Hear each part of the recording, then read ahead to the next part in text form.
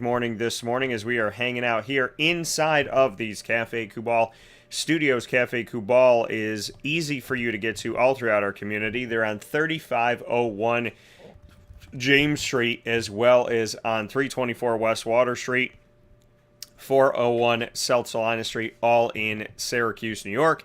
You can also find them on 343 Fayette Street in Manlius, New York, and you can find them on the corner of Route 11 and Taft Road at Sweetheart Corner. So make sure that you do that in their drive-through location. Always appreciate being with you here on Wake Up Call with Dan Tortora, where sports meets that thing called life. And so happy that I got to grab a cup of my chai the last couple days. Matt Goddard, the owner and operator of Cafe Kubal, is somebody that I appreciate and respect. One of the reasons why is because he works alongside elbow to elbow with his staff. You can go see that picture on all of our social media, Facebook at Wake Up Call DT, Twitter at Call DT, and Instagram at Wake Up Call _DT. And I love that. And so he made my chai a couple days ago, and he did vanilla. I think he did some lavender, and he put a little bit of chocolate syrup in there. And then I went out to the 324 Westwood, and that was at Eastwood at the 3501 James Street. And then we went over to the 324 West Water Street and did a live broadcast yesterday with Scott Landers, who has a fantastic campaign going on right now, 28-8, and they actually play today at noon as they are hosting the SUNYAC championship here, to the SUNYAC tournament here for baseball. So the head baseball coach at Oswego State for the Lakers, and having a fantastic season, hoping that they can win this thing and then hopefully get themselves a number one seed in the NCAAs and be able to continue. I mean, no matter what, they should be continuing their season into this NCAA postseason here, as he told me. But winning this would obviously help out even more so, getting them a number one seed. They have the number two toughest strength of schedule in the country of over 350 schools. So a big shout out to Oswego State and the Lakers. Great time with Scott Landers. Make sure you go back and watch it on Facebook.com as well as YouTube.com, both /Wake Up Call DT. So always appreciate having you here on the broadcast and love being here with you inside of the Cafe Kubal studios. We got a jam-packed show here for you today inside of MonPazPopcorn.com's What's Poppin', giving you the list of topics for the day and making sure that whatever you're doing, you're watching those Marvel movies, you're out there, getting ready, watching some NHL playoffs, watching the NBA playoffs, getting excited about football coming back and whatnot, and obviously watching the USFL.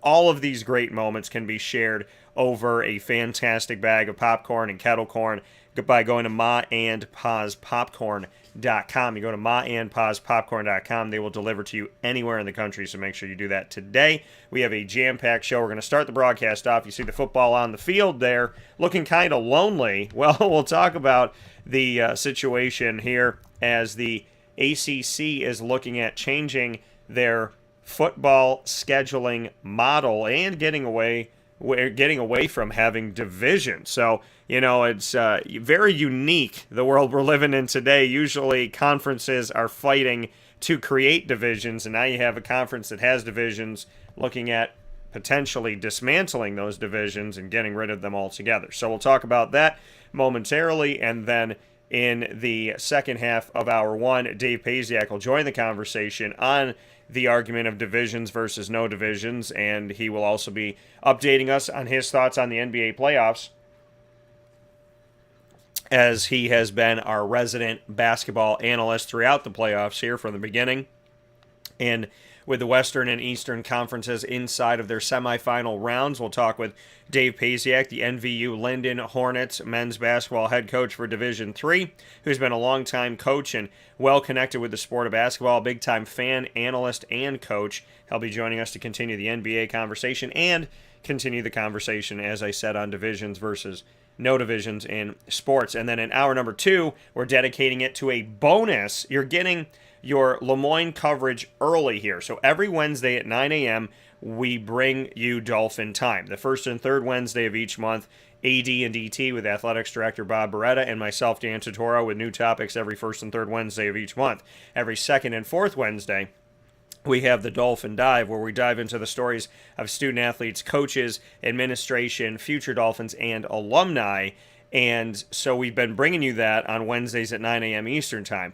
Well, this week, our Dolphin Dive was Adam Zakowski, and we were right in front of the pool, as truly the Dolphins are diving there for men's and women's swimming and diving, and he is now the head coach just named here, and we spoke with him a couple hours after that happened. So very happy to have Adam on the show. And so next week supposed to be AD and DT, the week after that supposed to be Dolphin Dive. Well, with everything going on and all the successes the Dolphins are having, we wanted to make sure we brought you these specials early within the great moments that are happening. So Jeff Lonczak, I was on location on Tuesday as the men's tennis team was over at Drumlin's and able to get past their NCAA regional round there and are heading to the Nationals for the first time ever in Moyne Dolphins men's tennis history. So whatever they do from here, they've already made history, and I know that they are pushing to continue to make history and do great things in a season where they lost their first match 4-3 and have not lost a match since, and I'm looking forward to everything that is to come with the Moyne men's tennis team. So we talked with Jeff about that, as well as his women's tennis team, as he coaches both, because they had success as well this season, and just wrapped things up and had their banquet. So Jeff Lonczak will be joining us around 10:30 a.m. Eastern Time. Before that, AD and DT with Bob Beretta, the athletics director of Moyne College. We sit down and talk about the men's lacrosse team, who just won their NCAA game yesterday on site, on location, at home at Moyne on Ted Grant Field, 16-8 over St. Anselm, who they also play in the NE10.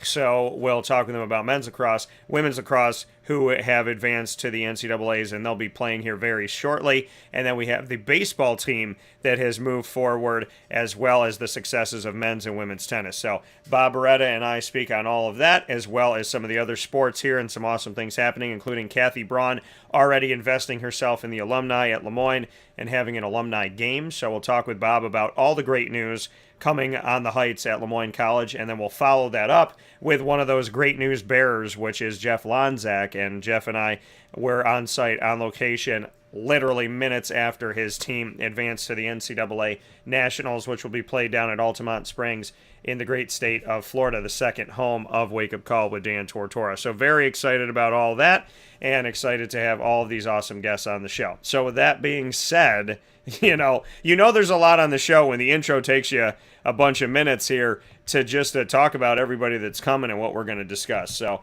very excited to have them all on the show, and very much look forward to having you here with us to carry us through these 2 hours on Wake Up Call with Dan Tortora. I cannot understate how much I appreciate having you all here on the broadcast. So much love, much respect, and thank you all for being a part of the show here with me. So with that being said, let's jump into the conversation here. And I know that one of our longtime listeners and supporters, Greg, brought it up, and I appreciate Greg for giving his or asking us about it yesterday, and asking about the divisions versus no divisions, and what our take is and whatnot, and when I had Scott Landers on the show. And so, for me, I think, ultimately, and I've been watching this morning, and I know they're down at Amelia Island, and it's ironic when I'm going to Florida. There's always something in Florida when I'm going to Florida. And so the ACC's down at Amelia Island right now. Moyne men's tennis is going to be at Altamont Springs.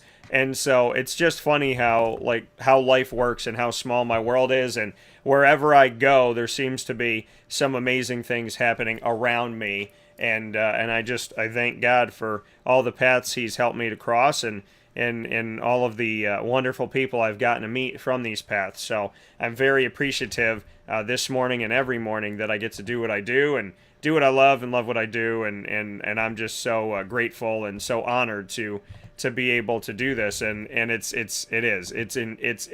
very crazy how life happens here and how things are kind of shaken out. So I definitely appreciate y'all tuning in and having some fun here with me this morning. But yeah, to take a look at what's going on when it comes to, the athletics world with the ACC. You know that over the summer I'll be at the ACC football kickoff, which I appreciate every single year. Looking forward to that. God willing, as always. And the ACC right now is looking at a 3-5-5 model. And what does that mean? People wondering what that exactly means for them. Well, what it means is every single team, which there's 14 ACC schools, every inside when it comes to football, because Notre Dame is obviously independent and part of the ACC in all other sports. So in the 3-5-5 model, what that does is it takes the 14 member schools for football and it will dismantle divisions, get rid of divisions. Right now, there's 7 in the Atlantic and 7 in the Coastal. Syracuse, when you look at the Atlantic division, you have Clemson, NC State, Wake Forest, BC, as well as Florida State, Syracuse, and Louisville. And that's all on the Atlantic side. On the Coastal side, you have Pittsburgh, Virginia Tech, Miami, as well as Georgia Tech on the Coastal side of things here, and then you have Duke and North Carolina. And so what they're looking to do is they're looking to essentially dismantle this and to just have all 14 schools. Now, the funny thing about the pandemic is that it's changed a lot of things. And, it's put us in a situation where the things that were tested during the pandemic are some things that may be sticking around for good. And during the pandemic, we saw Notre Dame join the ACC temporarily, but I think that was a way to kind of, finally go on a date with a girl that you kept asking out that kept saying no, and then she finally said yes, and now you're hoping that you get a second date, but now at least you had a first date, so it's in her brain that she's dated you, she's been out on a date with you already, so the hope is, that she'll do it again now that she's become comfortable with it. So there's something to be said about that, and I definitely can appreciate the fact that I feel like the ACC has been trying to push this courting, right, and push this opportunity. Hey, you know what? Come into our to our conference for football for this year. We'll just write a little contract. I mean, it's like trying to get somebody to do a long-term deal with you and bringing them in for an event, right? Come do an event with me, see what I'm about, see what I'm like, get a feel for it, get a feel for what we do and how we do it and the broadcast quality of it all and who we are and how we attack everything. And then once you like it, then, turn around and sign on a longer-term deal. That's really what this feels like. And, I get a sense for that. So, I mean, number one, that was one of the things. The other thing was that they got rid of divisions. And they just had the conference. And it was the best 2 teams, which ended up being Clemson and Notre Dame, ironically. And so, that being a situation that showed us this, right? Showed us this model. And once you see the model, again, I mean, there can be powers that be that are saying, hey, let's use this model for a year. Let's see what it feels like. Let's see what it looks like. And then we'll go from there and we'll address it from there as to, if this is a workable model. And I think that, again, it's people that are advantageous, right? That somebody could say, hey, let's try this out for this year, when in actuality, maybe they wanted to do it all along. And so now you can turn around and instead of talking about it as an idea, now you actually have some actual experience with it. And having experience with it, you can reach back to it and you can say to the coaches and you can say to the ADs and you can say to the schools, hey, we've done this model before. We have experience with this model and this is what we took away from doing it. So once you get somebody to actually try something, in my opinion, it's a lot easier to sell it because now, you've jumped over that hump and you've got in their mind wrapped around the fact that they've already said yes once. And if they said yes once, then they can say yes again. And so, I look at that in kind of the background of everything when we look at this current situation with the ACC. And we live in a world of, listen, the one thing that we have had consistency of over the last few years during this pandemic has been change, right? There's been this consistency of change when it comes to the world of athletics.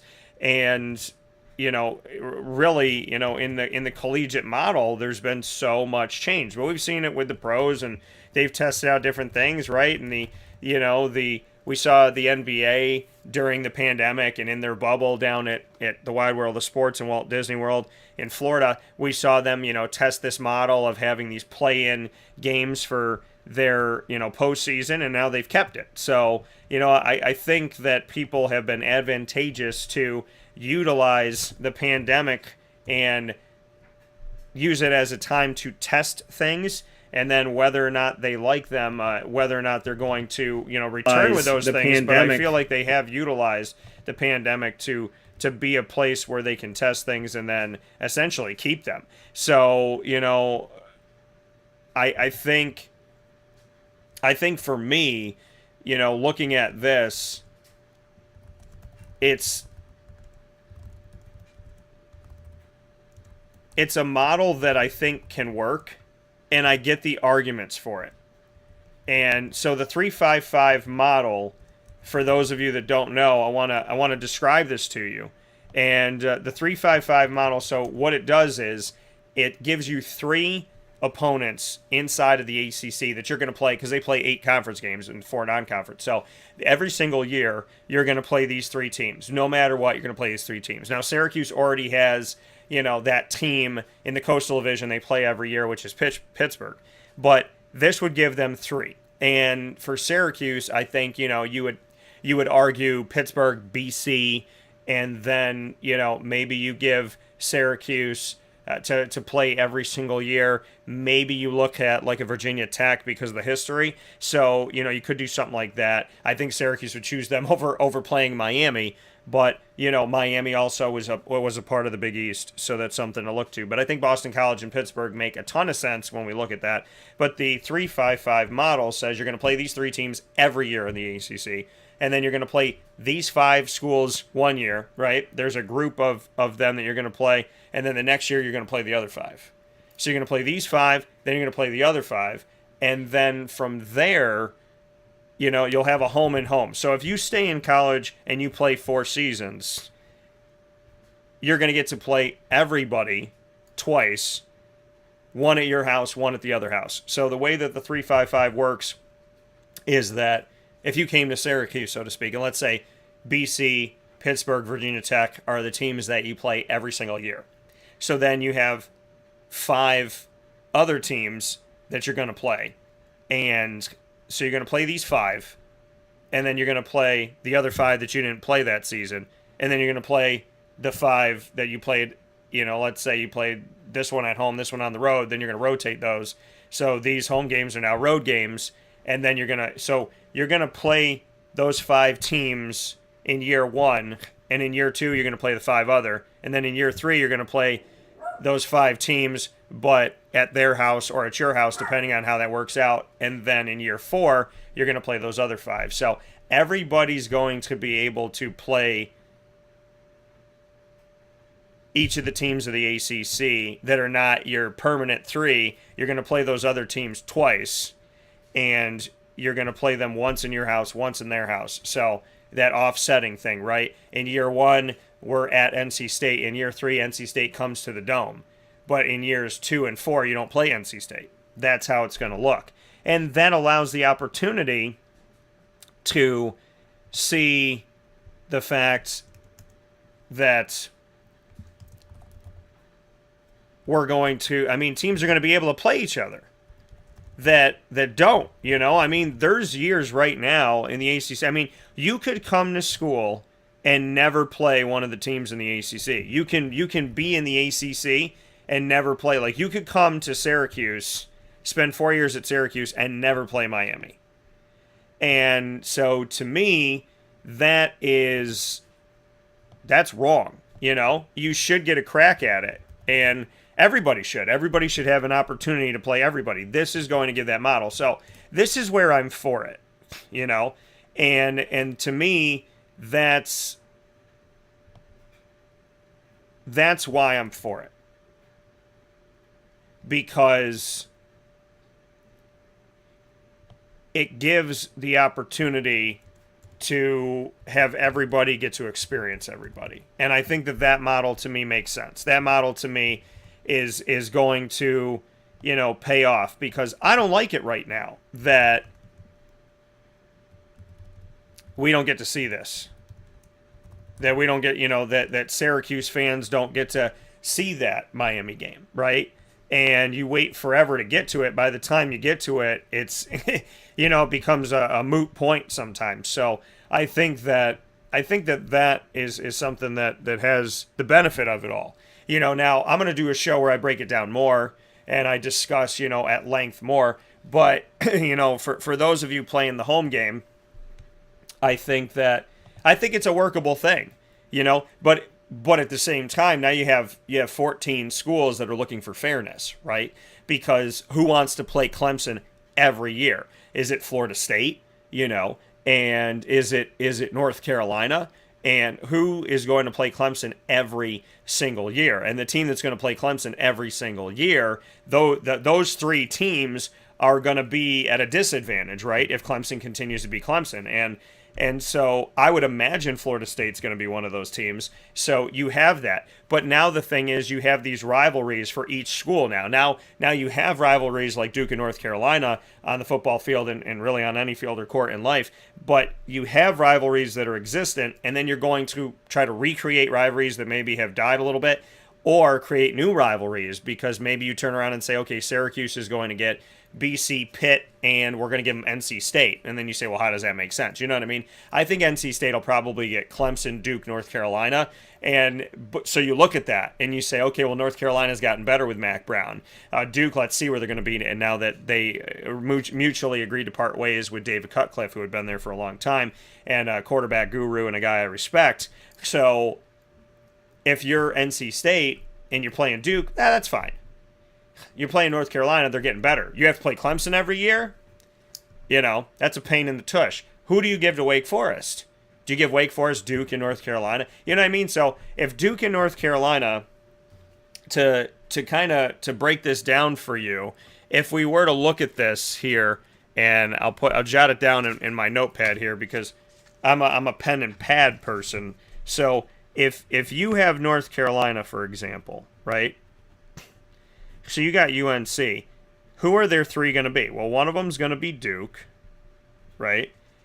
And then do you give them NC State and Wake Forest, right? So if those are your three for North Carolina, how do you feel about that? Those are your three: Duke, NC State, and Wake Forest, because those are your teams inside of the state of North Carolina. So those are going to be your teams. So to do this as an example, and what did Greg say? And as you mentioned yesterday, it eliminates the probability of having an 11-1 division winner playing a 7-5. Yeah, in the ACC championship game, scheduling up the NC schools rotation will be interesting. Yeah, and that's the thing is what are you going to do? Because Clemson is right there in South Carolina, but how are you going to make it work? So let's paint the picture for Syracuse, right? Because I know a lot of my fans, Syracuse, it's my hometown, born and raised, been covering them for the entire 18 plus years I've been broadcasting. And before that. So let's say in the 3-5-5 model, and I'm just making an example of this, right? This is just an example. This is not like set in stone. They haven't voted on it yet. So if you have the 3-5-5 model, let's say Syracuse's permanents are BC, Virginia Tech, and Pitt, right? And then let's say in the 5-5, so let's say Syracuse's group of one of the fives, I'm going to try and mix it up here. So let's say Syracuse's group here is Clemson, North Carolina, Louisville, right? Duke. Actually, let's move Duke into the other one. So let's put them here. All right, so then let's put Virginia in this model. So Clemson, North Carolina, Louisville, Virginia, and let's say Wake Forest. And then in the other model, we have FSU, Duke, NC State, and Miami. I'll make sure I hit everybody here. So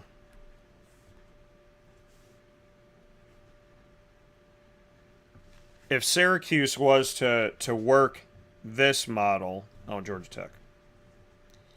we could be living in a world where, let's just say, for argument's sake, and I don't know if y'all can see this on here, but let's see here. There you go. Okay, you can see it.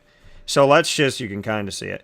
Let's just say, for argument's sake, that this is what we have, right? So let's say in Syracuse for football, Syracuse's 3-5-5 model, let's just say, again, argument's sake, that this is it. This is not set in stone. So Syracuse has BC, Virginia Tech, and Pitt, and they play them every single year, okay? They're going to play them every single year. Then one of their groups of 5 is Clemson, North Carolina, Louisville, Virginia, and Wake Forest. Their other group of 5 is FSU, Duke, NC State, Miami, and Georgia Tech.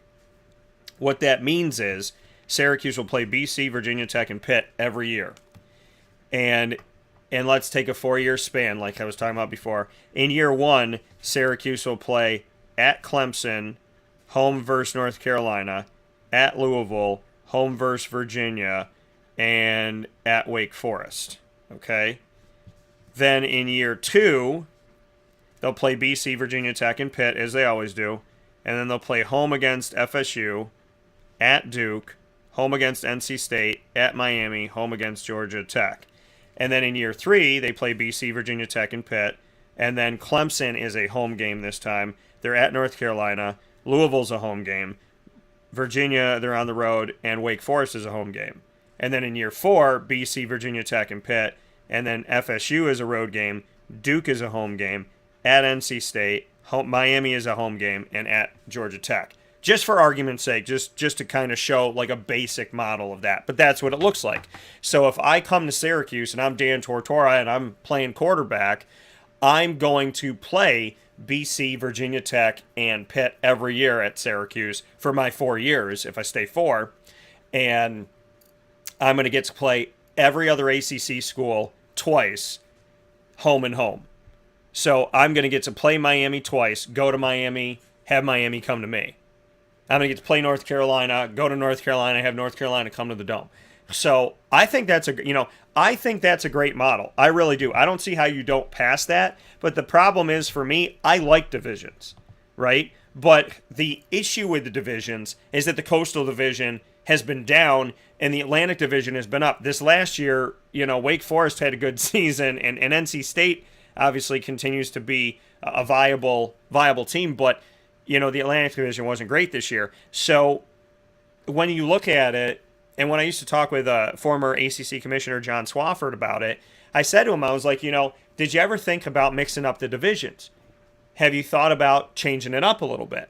And why I said that to him was because of the Atlantic Division. FSU was good, and Clemson was good, and you're looking on the other side, and it was like every single year somebody else was winning, right? And there was no real consistency. So I was talking with him about it, and he said to me, Dan, people would argue the other way. He said, back a few years ago, the Coastal Division was packed and the Atlantic Division struggled. And so, he's like, we're going to keep them where they are because eventually they'll balance out. And, maybe the Coastal Division will be, that division where it's hard again, and the Atlantic Division is easier to run through. But, when you have a 7-5 Pittsburgh team and you have two teams in the Atlantic Division that have maybe won 9 or 10 games apiece, how do you work that? So the fairness of it all is that your top two teams should be in it. The other side of it is I don't like the fact that Syracuse never plays Miami. And I don't like the fact that Miami, hasn't been to the Dome in, 1,000,001 years. So that there's so many good things with the 3-5-5 model, but to me it's like, it's kind of just, really it's changed because what are you defending in the divisional model, right? You're defending that, the top of this division and the top of the other division, they play each other, but what if they're not the two best teams in the conference? So, the divisional thing, it's more of like people are creatures of habit and it's hard to make change, and we've been programmed to believe that conferences with divisions are better, right? If you have a conference and you have divisions, if you have a league and you have divisions, then it's stating that you have enough teams, you're growing enough, and you have to me, divisions within leagues and divisions within conferences has shown that you're bountiful. It's shown that you're expanding. It's shown that you're powerful and you're strong and you're sticking around. That's what we've been programmed to believe when it comes to divisions. But in a conference, because you look at the Big 12 and you go, well, they don't have enough teams. That's why they don't have divisions. But, when you look at it now, the SEC, what are you going to do with the SEC, right? You're going to have all of these schools. You're going to add Oklahoma and Texas. How are you going to make this work? And, that's the big issue. So maybe it'll be Alabama, Georgia most of the time. Then maybe sometimes it'll be Alabama, Florida. And then maybe one year it'll be, Georgia and Auburn. And we'll go from there. Maybe LSU squeaks in there. Greg said Notre Dame fits in as a non-conference opponent. Yeah, they do. Notre Dame will continue to have that non-conference connection. Notre Dame will continue to get all the benefits of being in the ACC without being in the ACC. So, that's my easiest way to put it. That's what I believe. So, yeah, I like it. I like the model. And again, divisions are something that normally I would defend, but then I asked myself this morning, looking at the 3-5-5 model, why am I defending divisions? I'm defending divisions because I'm used to them. I'm not defending them because they have great value. I'm defending them because I'm used to them. And what I say by not having great value, what I mean by that is it's not necessarily the top teams that play in the championship game. And I don't like the fact that Syracuse, may play Miami once and then not play them again for like 13 years. Like, it just doesn't make... Dave Clawson brought it up, that how long it's been since Wake Forest has played Miami. So I think that if you're going to be in a conference, you should be playing your conference opponents. You should be playing them all, and you're not going to play 13 a season. So you could get rid of non-conference games, add a regular season game, and say everybody's going to play everybody, and instead of a 12 game schedule, you have a 13 game schedule, and Syracuse plays everybody every year. You could do that, or you could do it this way. And I think that, that makes sense to do it this way. So it'll be interesting to see it, and I definitely want to give Dave Pasiak, want to get his thoughts on it. So we're going to bring Dave in and see what he has to say. Greg said, I think there's many positives with the possible change. Change is certainly not a negative thing. Future adjustments could always be made down the road. Amen to that. And I think if they're talking about it at Amelia Island, there's a good chance that, this is a real viable thing and a viable option. And, from what I've been hearing, it's been split down the middle between, the schools, and be it ADs or coaches, they're kind of split on this decision. So we'll see how it all shakes out, and you can be sure that Wake Up Call is going to be a home to talk about it as we go all the way through the process. With that being said, we're going to take a step aside for a fast break. When we come back, Dave Pasiak joins the discussion, gives me his thoughts on the 3-5-5 model and the NBA playoffs as well. That's all coming up after this fast break from inside of the Cafe Kubal studios on Wake Up Call with Dan Tortora, where sports meets life. Carvel DeWitt, it's what happy tastes like. Do you know why? Because we make ice cream. Creamy, rich, flavorful ice cream. Not yogurt or iced milk like some of our competitors. Ice cream. Fresh, by hand, daily. For the calorie conscious, we have something new for you. Our new Carvelite. Same great flavor, creaminess, and texture of our regular ice cream with only 35 calories an ounce. So whether you want an ice cream cake, flying saucer, dasher, carvalanche, hard or soft ice cream, we will satisfy your craving with our fresh, handmade regular or new Carvelite ice cream. Carvel DeWitt. It's what happy tastes like.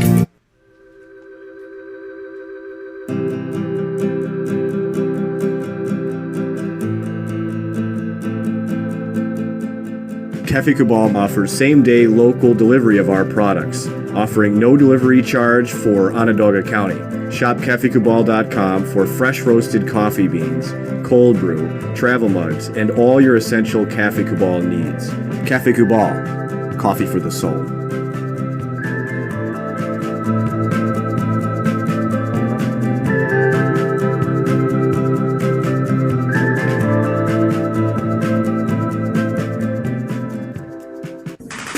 The Wildcat Sports Pub in Camillus, New York is located on 3680 Milton Avenue in the Home Depot Plaza. It is your family-friendly sports bar and restaurant. Folks, some sports bars aren't family-friendly. Some family-friendly restaurants are not sports bars. The Wildcat Sports Pub in Camillus, New York is proud to be both. It is that marriage that you've been looking for years. The Wildcat Sports Pub is your home base for your sports bar and restaurant needs, games for the kids, indoor and outdoor activities, and enough things on the menu to come back every single week and get to try something new. They're open Sundays from noon to 8 p.m., Monday through Wednesday, 11 a.m. to 11 p.m., and Thursday through Saturday from 11 a.m. to midnight. For reservations and party information, call 315-487-2222 for the Wildcat family-friendly sports pub and restaurant.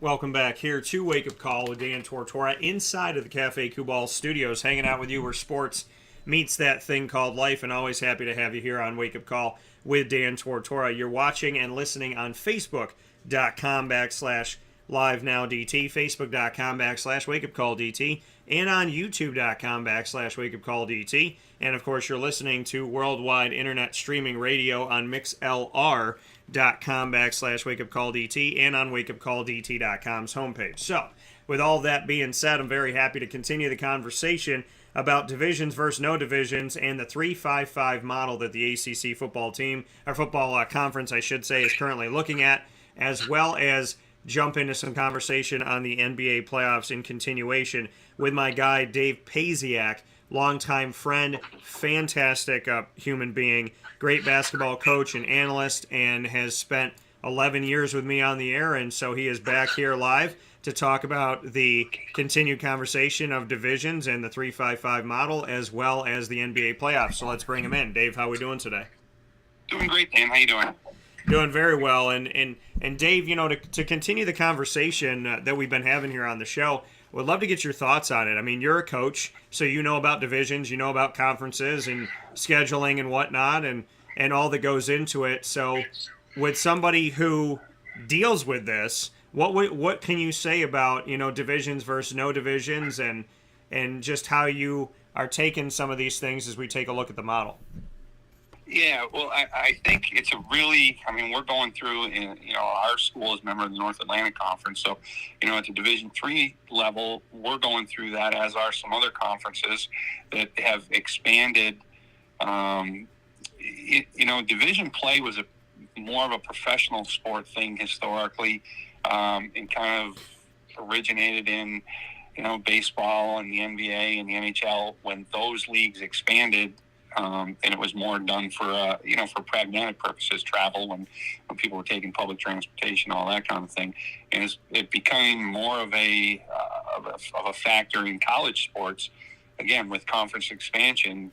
You know, your typical collegiate athletic conference back in the day, you know, was probably in the 7, 8, 9 school range. So in most sports, it was not and you were fairly tightly geographically, you know, confined. So, you know, in college sports, people played everybody, and there was no need or thought of divisional play. And, you know, now we've moved into the era of conference expansion, and, you know, at the major college level, a lot of it was driven by, you know, TV revenue and growing your conference to the point where you could have a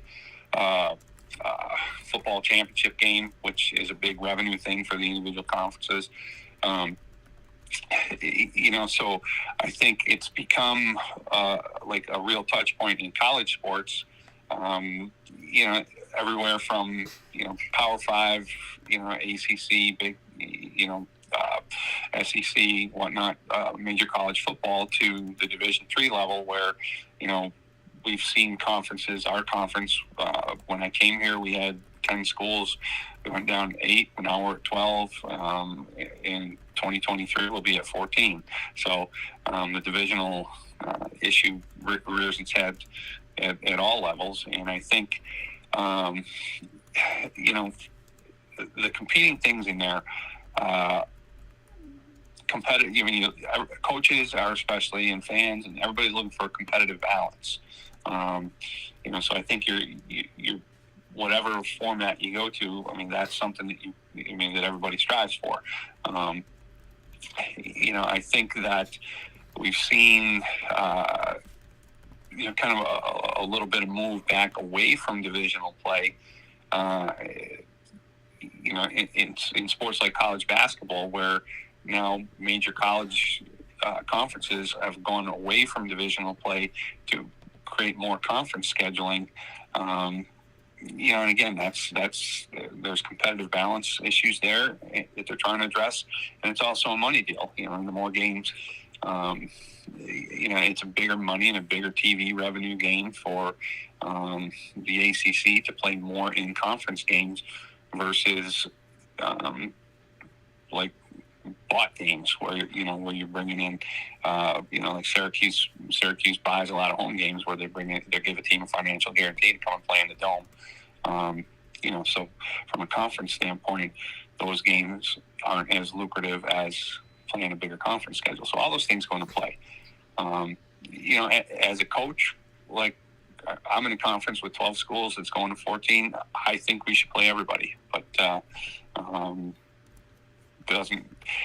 like I said, there are competing forces in there with travel and distance and expense, and administrators making decisions that don't necessarily subscribe to that. So you try to find a happy medium. The ACC plan that you're talking about with football, I think at that level there's less information, less consideration for the for the expense and the travel, because they're already, they're spending a substantial amount of money to begin with. So, I think there it's going to be generated by competitive balance and financial decisions, and see where it falls. Yeah, and again, I don't think there's a lot of negatives to this model. I think what it comes down to is that, you and I were talking about it off the air, is that we could be looking at this from an AD standpoint, a school standpoint, and they're saying, okay, well, our travel expenses are going to go up, and that's something that they could look to and point to and say, well, we don't want to spend more money, right? What if Syracuse has to go to Miami and FSU in the same year? So you gotta fuel up the jet and get everybody ready to take that trip twice, and you're going down to Florida, and now again, by the raw numbers of the things I've figured out when looking at Syracuse and tuition, they claim that they're poor, and I think that that's hilariously ridiculous. So them having to go to Miami, deal with it, okay? It's, oh my gosh, it's rich people having to spend a little bit of their money. And so I think ultimately you can complain about it as an athletic director. You can say, hey, this doesn't make sense, but it's a lot different than being a school that doesn't have a lot of a budget and isn't aren't flying planes to go to their games and are getting on a bus, and the difference between getting on a bus from Vermont and driving to Florida, or going to Virginia, or going to Massachusetts. So I think that when you talk about travel and you talk about expenses, it's relative to what we're talking about here. And the ACC's got a ton of money, and all these schools, good, bad, or indifferent, how their seasons go, they all get a piece of the pie. So besides that argument of travel and, oh, now we have to go down to Florida as opposed to, going to Virginia, besides that argument, do you think there's other negatives or other knocks on a 3-5-5 model? Without really studying it in depth, I think it kind of makes sense. I think the one thing, over time, it's going to all normalize because everybody's going to play everybody. But by the same token, you can't count on, you're going to get Clemson in your building every other year. So unless they happen to be one of your permanent. The Big Ten has kind of done that for years, where Ohio State and Michigan are going to play every year, but the rest, the conference schedule rotates. You don't play everybody every year, but you play your traditional rival every year. So, so I think that I think that there's pluses. Now, I don't know what their plans are. Like, if you get away from divisions, how are you going to navigate and figure out your championship game? I assume it would be just 1 versus 2. Yeah. Yeah. So, in that respect, it's probably fair too, because we've seen it in major college football where the two, like when you do away with divisions, the 2 best teams should be playing in the championship game. When you have a divisional format, we've seen this like in the SEC in certain years where all the Power 5 conferences at one time or another, where the 2 best teams are both in the same division. So, your conference championship game sometimes is not the best matchup for the league. So I think, going away from the divisions gives you a better chance of getting the 2 best teams playing for the conference title, which, is probably everybody's objective. Yeah, and I think the other knock on this model is trying to figure out who your 3 teams are going to be. Who are your 3 permanents?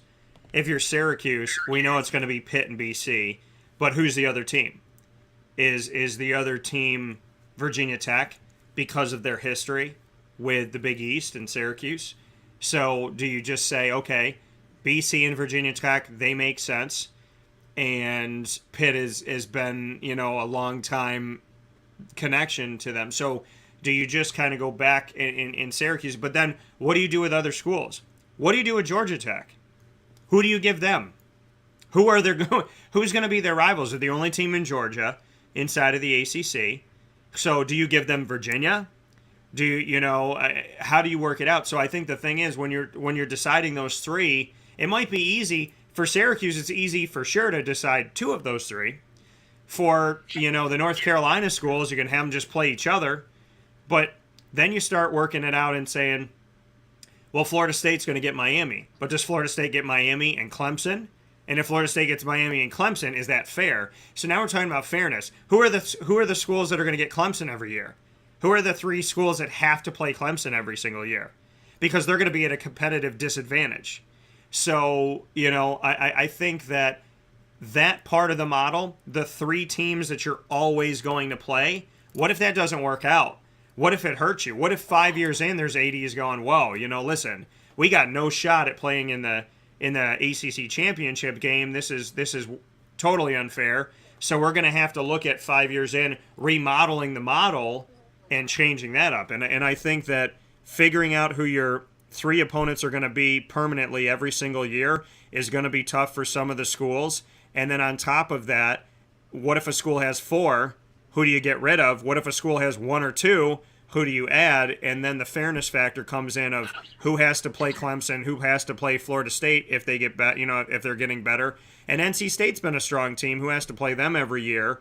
So there's that side of it too. I mean, if Syracuse is playing Pitt and BC and they're never better than 7-5 for the next few years, well, that's great for Syracuse. So I think there's a lot to be said about who are going to be your 3 permanent teams. How is that going to be fair?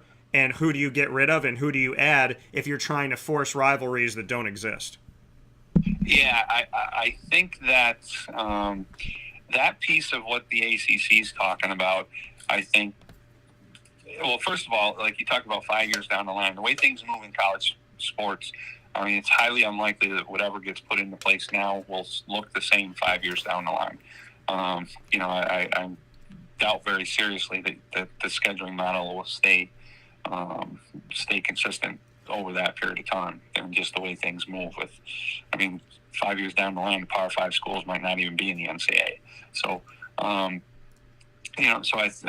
think it's dangerous to look too far down the road because things have a way of changing rapidly, in big time college sports, and then usually driven by TV contracts and revenue and those kinds of things. But I think having 3 permanent opponents, I think, to me, is a little bit wonky. I think if they were giving me the pencil and I was drawing up, I think the Big Ten model where you have your one traditional rival that you're going to play every year, and then after that, you're going to rotate through conference opponents. Like, to me, that makes more sense. I think it's relatively easy to, for a lot of programs to identify. Well, and that's the thing. It looks good, right? It's like, okay, well, here's your right, and they kind of have, in a way. I mean, it's worked out that way for some schools like Syracuse and Pitt. They're in different divisions, but Pittsburgh and Syracuse play each other every single year. It's the permanent rotator, and then there's the other rotator. I think, right now, the hard part is, like I had brought up, like Syracuse never plays Miami. And it's been forever since Miami's been in the Dome. And I remember it. I think I was at the game. So, that is a part that is good with it. And I mean, I look at it. I look at the positive of the 5-5, of the 3-5-5, the 5-5. You play this group of 5, and then you play the next group of 5. Year 1, I play these 5. Year 2, I play these other 5. Year 3, I go back to the 5 from year 1, but it flips. So whoever was away is home. Whoever's home is away. And then in year 4, I'm playing my year 2 schools. Same thing. Whoever's home is away. Away is home. So that's a good side of it. But then there's also that question. Each school is going to get a group of 5 teams. What is that going to look like? Is one year going to be Syracuse playing Clemson, Florida State, Miami? And then the next year they get to play Georgia Tech and Virginia and so on and so forth? How is it going to look? How are you going to balance it out? Because undoubtedly a coach is going to complain and say, well, that coach got a better group of 5 than I got. And so the model looks good because the model allows a home. And if you stay in college and you play 4 seasons, it allows you to play everybody in your conference, and not only play everybody, but play them twice, and play them at your house and play them at their house. So that's a positive of it. Another positive of it is that rivalries can still continue. But the other side of this is, what is going to be your group of 5? How is that going to work out? How fair is it going to be, in your opinion? And how are you going to do these rivalries? Like you said, having a rivalry where it's like you have one and then you figure them out as you go, that makes sense, right? Syracuse's would be Pitt. Duke would be North Carolina. So beyond that, it's going to be hard. It's going to be really difficult. And also, like, TV-wise, how many people want to watch Syracuse-Pitt nationally versus watching Clemson and FSU? So then the ACC's got to think about this and say, okay, well, where does this put us? And you're also making this schedule at a time where these teams are at this point and these teams are at this point. So you could, a team that schedules Georgia Tech, for argument's sake, if I'm, and everything is relative to the time we're having the discussion.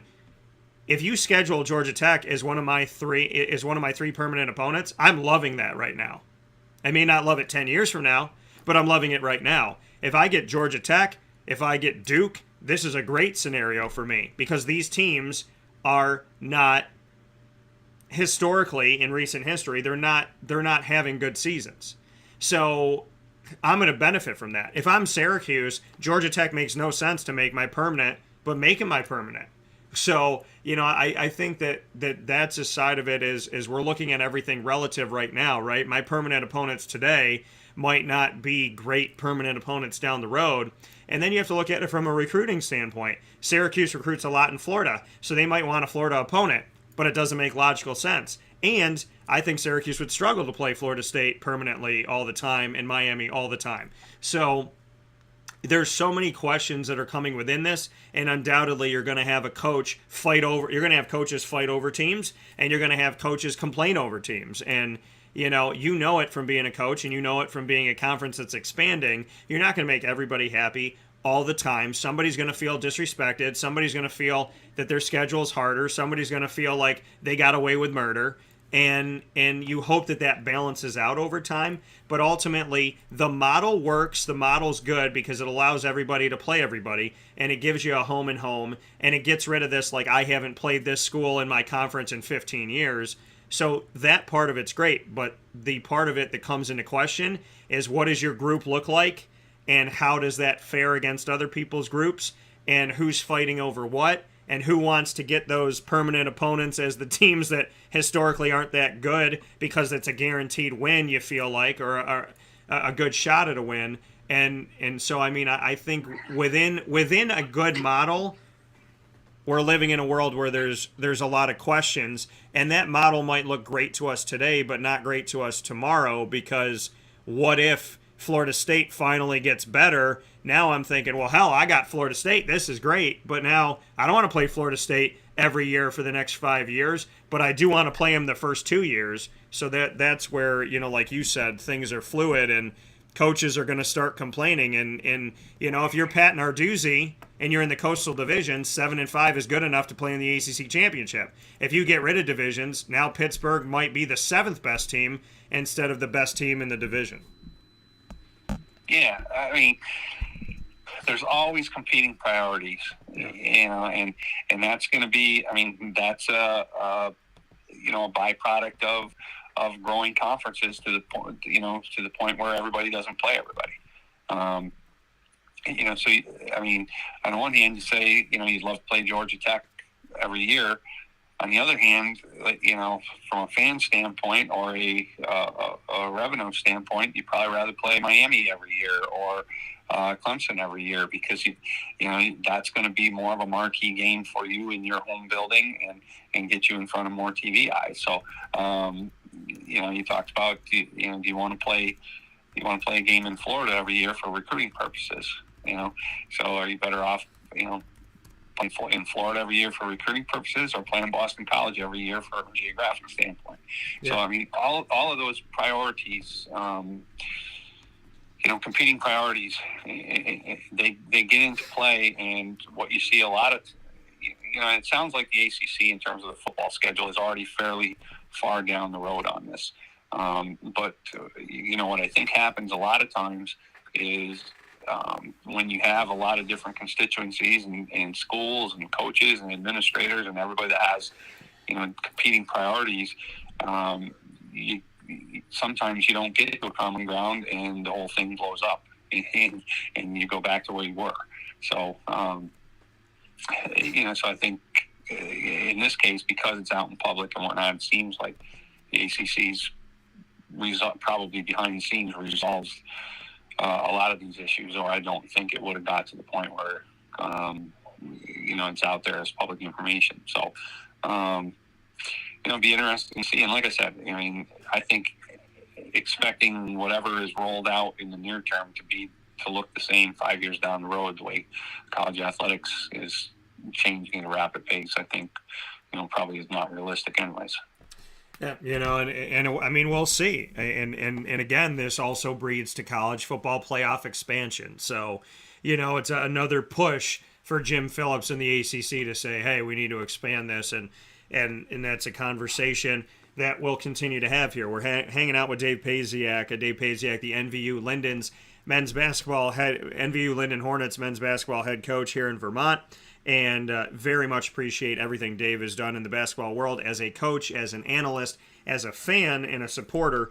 And we, with that, jump to the basketball side of things. We're here in hour number 2. We will be featuring our Lemoyne specials with Bob Beretta as well as Jeff Lonczak, but not before we talk NBA playoffs. We're in the semifinal round of the Eastern Conference and the Western Conference. Miami is leading your Philadelphia 76ers, the Heat, over the Sixers 3-2.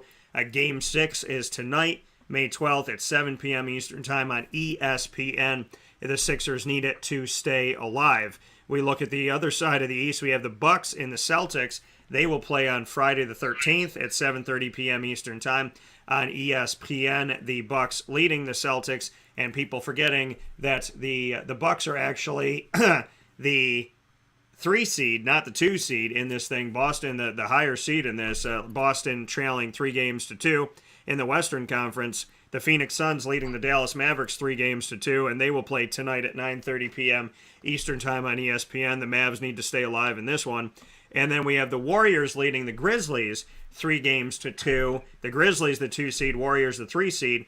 And that game will be Friday the 13th, Game 6 at 10 p.m. Eastern Time on ESPN. Grizzlies needing to stay alive. So, Dave, I can say beyond anything else, we have obviously gotten fantastic series here in the semifinal round of the Eastern and Western Conferences, with every single matchup going at least 6 games, and every single series has the opportunity to force a Game 7 within the next 2 days. Yeah, it's like the narrative has changed quite a bit since we chatted last week, actually, because, at that point we're looking at Miami up 2-0, we're looking at Phoenix up 2-0, and the one that really surprised me is that Phoenix-Dallas series. It really felt through the first 2 games that Dallas didn't have enough to compete, and to their credit, they've gotten right back in the series. Philadelphia, I think, the Sixers, it was tied to Embiid coming back. I think, as soon as Embiid came back, now we had a series and it was game on. So I think with him coming back, even though he's not really quite at 100%, you can tell watching him play. I was watching him play. It looks like he's like 75-80% of what Joel Embiid is, but just his presence changes things so much for the rest of their team. The looks that Harden gets and Maxey gets and Harris gets and whatnot. So, it's going into this, conference semis. We thought we had 4 really good matchups, and it's certainly playing out that way. The one, unfortunate thing with Memphis is, Morant being out, I think, put a damper on that series. But without him, people forget they were 20-5 without him this year, and really could have, should have won Game 4, led the whole game until the last 45 seconds, and then ran Golden State out of the building last night. So, they've been competitive even without Morant. So, hopefully, the teams that are up 3-2 obviously have a huge advantage, but I think we'll probably get at least 1 or 2 Game 7s out of this. Yeah, and for you, what team has surprised you the most in this? What team surprised you the most that they're still alive, and what team has surprised you the most that they haven't closed the door? Will be the same series as Dallas and Phoenix. I thought after the first 2 games, I thought as good as Luka is, it didn't feel like Dallas had enough to hang in that series with Phoenix. I thought they'd get 1 game at most, and that would be over in 4 or 5 games. So I think the fact that that Dallas has extended that series, and if they can win at home tonight, they push it to Game 7.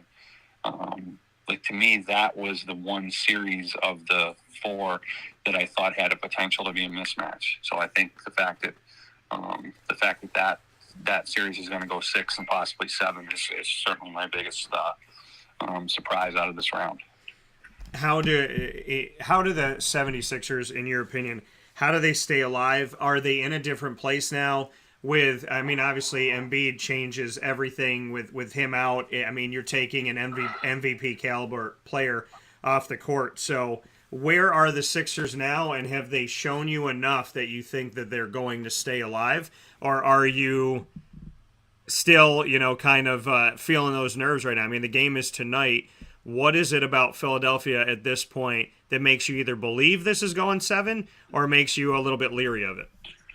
Well, I think this series, as much as it's always been an adage in the NBA about how the stars are going to show up most nights. It's the role players play better at home, and it seems to be. That's been kind of a belief in throughout the NBA for a long time, and I think this series has really exemplified that. And we look at Danny Green, was awful first 2 games in Miami and shot the lights out the 2 games in Philly. Part of that is Embiid being back. Certainly, that creates more space for the rest of their guys. But part of that also is just the comfort level with playing at home. You look at Golden State last night about how they got run out of the building by Memphis. Some of their role players that have been playing pretty well at home in particular.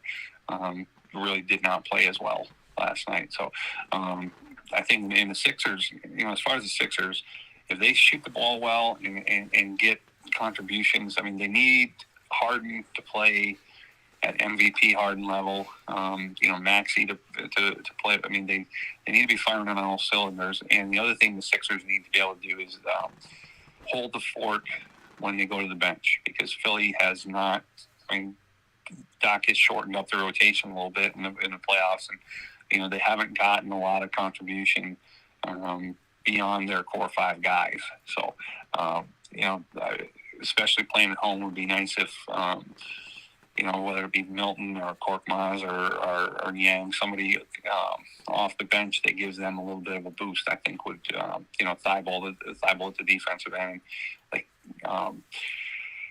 so I think they need to find somebody to kind of give them a little spark and allow them to hold the fort when they go to their second group. I think Sixers have a great chance to win at home. I would favor them certainly at home tonight to extend it to 7.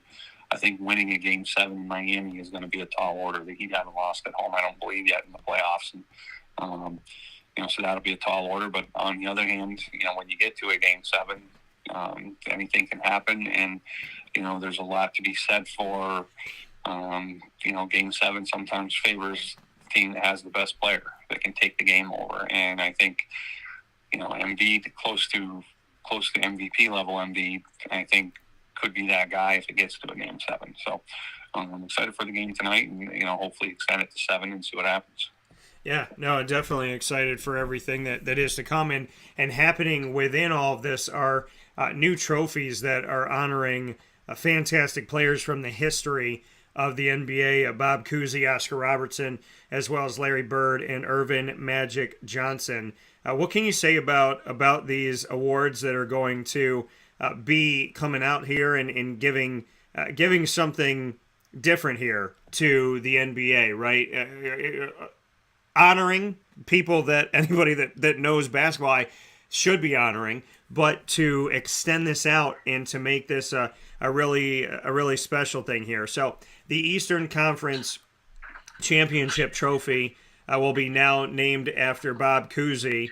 The Western Conference Championship Trophy will be named after Oscar Robertson. And then we have Larry Bird and Magic Johnson, their side of things here in what they'll have with the conference finals MVP for the Eastern Conference, Larry Bird, for the Western Conference, Magic Johnson. What do you think about the fact that the conference final MVPs as well as the conference champions are going to now have these trophies in honor of Oscar Robertson, Magic Johnson, Larry Bird, and Bob Cousy? Well, I mean, I think it's another example. I think the NBA has always done a pretty good job of kind of paying homage to great players from earlier eras. So, I think those, certainly are, for the, really pillars of the game at various points in the game's history. So, I think it's really nice to see those 4 players, who were, really.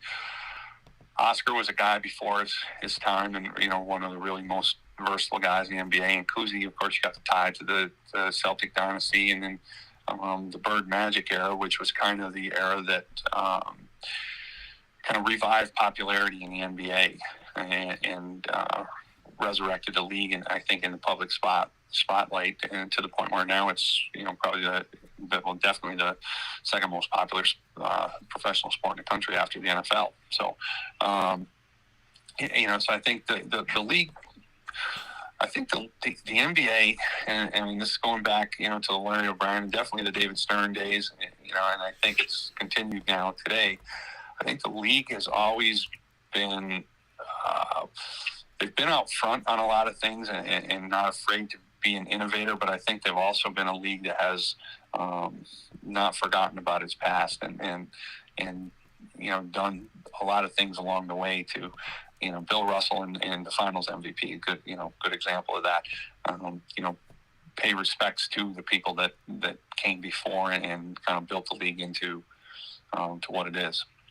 Yeah, so I mean, to me, it's great to honor these players, and there's so many of them. But the Bob Cousy's, the Larry Birds, Magic Johnsons, Oscar Robertson. And when you talk about the Mount Rushmore, a lot of those names are on Mount Rushmores for people when they're determining the 4 greatest players of all time in the NBA. So, definitely fitting to have this, and very excited to see this and what happens. I want all these series to go to a Game 7. So just for, could be arguably one of the greatest playoff times that we've seen, to have every series go to a Game 7, and definitely to have every series at least at a Game 6 with 3-2 leads here, and teams with the opportunity to tie things up between today and tomorrow. So, Dave, as always, I appreciate it. Love having you on the show. Love what we're doing. I want you to know, if you can't see me in studio, I am wearing my shirt that says North over everything with the Toronto Raptors logo, because that's how much I love you. So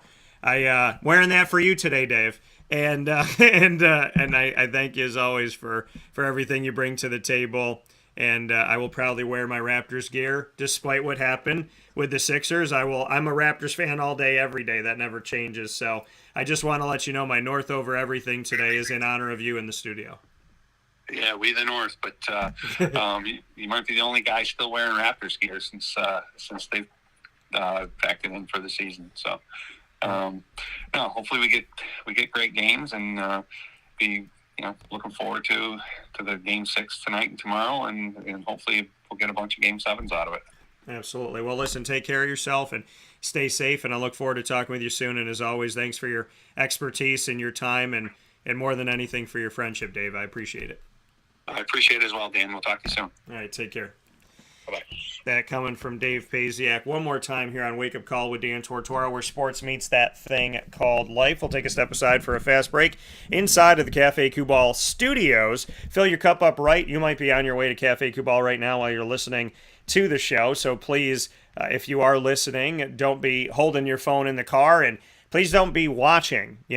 Go somewhere, park and watch. Be safe while you're driving. Get out to Cafe Kubal. Fill your cup up right today while you watch and listen to the show. So please be safe, be careful, and God bless and Godspeed as always. We'll take a step aside for a fast break. We'll come back with our hour number 2 dedicated to Lemoyne College athletics and the conversation on all of the successful spring sports that are going on with Lemoyne, with the Dolphins, speaking on men's and women's lacrosse, as well as men's and women's tennis and the baseball team. And we extend out from there to more good news coming to you from Lemoyne. So a lot of great stuff with Bob Beretta in this bonus edition of, I should say early edition too, of AD and DT. We were going to do it next week, but it was way too important to get to you now to speak on the success of all these schools. And after that, Jeff Lonczak of one of those, or 2 of those teams, I should say, men's and women's tennis. We'll be talking with Jeff because he is on a historical run with both of those teams, and the men's team will be heading down to Florida into the Sunshine State, my second home and second hub of Wake Up Call with Dan Tortora here, as they will be playing this coming Wednesday at 8 o'clock in the morning, I believe. So a lot of great stuff coming up in our Lemoyne hour right after this fast break, and we'll continue the conversation on sports in general on Wake Up Call with Dan Tortora. Stay with us.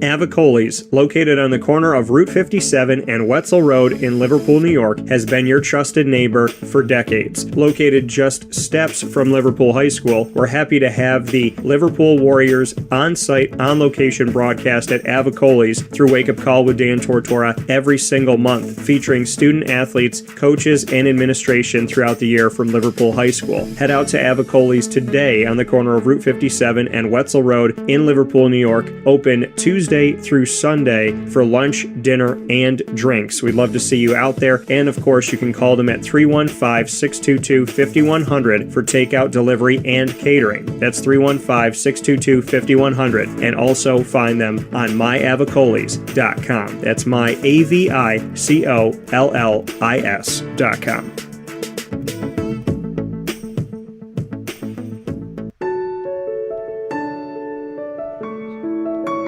Having peace of mind when you're out of town that your furry-loving friend is safe and sound means taking them to Canine Campground, because we all know that when it comes to the love of our pets, it goes well beyond the call of duty to make sure they're safe and sound. Right, Lily? So take a ride to 242 Johnson Street in East Syracuse, New York, and see Canine Campground and where your dog will be staying. In the classic cabin, the executive cabin, the grand cabin, or of course the luxury cabin, because if you know Lily, you know she loves luxury. Now you don't have to wait to the last minute to find a family member or a friend that'll take your dog for a few days. Call Canine Campground at 315-299-4013. That's 315-299-4013. Their drop-off and pickup times are Monday through Sunday. Check K9campground.com for more information. That's the letter K, the number 9, and campground spelled with a K.com. K9campground.com. When you're going out of town, bring your dog to Canine Campground.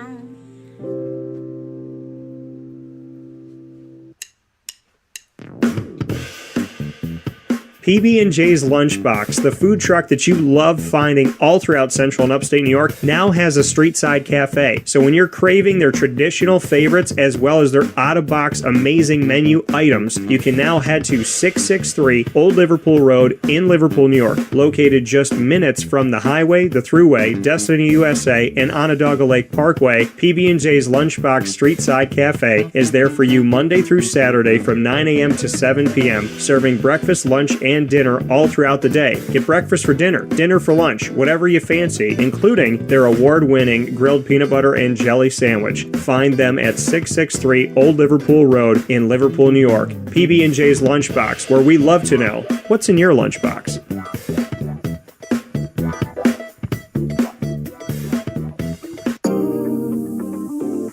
As a patient, what do we want? To be cared for, to be listened to, and to have someone walk us through the process on our path to victory. Victory Sports Medicine and Orthopedics does all of those things beautifully, with Dr. Mark Petropoli leading the team on 791 West Genesee Street in Skaneateles, New York, located minutes from beautiful Skaneateles Lake. Whatever your injury may be from head to toe, preventative care, rehab, physical therapy, laser therapy, and surgery are all available at Victory Sports Medicine and Orthopedics, where they care about us, they listen to us, and they understand that everyone's path to victory is a little bit different. Let them help you on yours by calling 315-685-7544 to make your appointment today. That's 315-685-7544. And find out more information at victorysportsmedicine.com.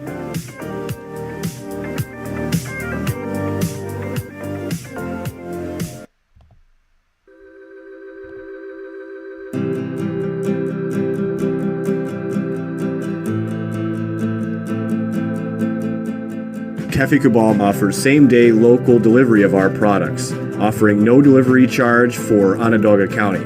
Shop cafecabal.com for fresh roasted coffee beans, cold brew, travel mugs, and all your essential Cafe Cabal needs.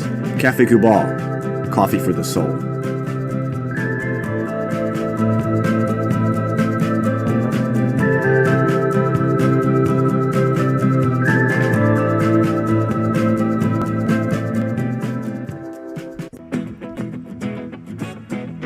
This is Amy from Mother's Cupboard, home of the whole frittata. We are open daily 6 a.m. to 1:30 p.m. For takeout orders, call 315-432-0942 and tune in to Wake Up Call with Dan Tortora for our monthly food challenge and try our Wake Up Call signature menu item available 7 days a week. Here at Mother's Cupboard, we are Central New York, and it's our honor to serve you. Ma and Pa's Kettle Corn and Popcorn Factory remind us that every day is worth celebrating. Find them at 201 Old 7th North Street in Liverpool, New York. Open Monday through Saturday in-store and all the time online at maandpaspopcorn.com. Serving our Central New York community and beyond, you can order all throughout the country at maandpaspopcorn.com. And remember to get your tins, which have in-store half-price refills forever. Ma and Pa's Kettle Corn and Popcorn Factory, available to you for fundraising and all of your events by calling 315-450-6272. That's 315-450-6272. Ma and Pa's Kettle Corn and Popcorn Factory. How corny are you?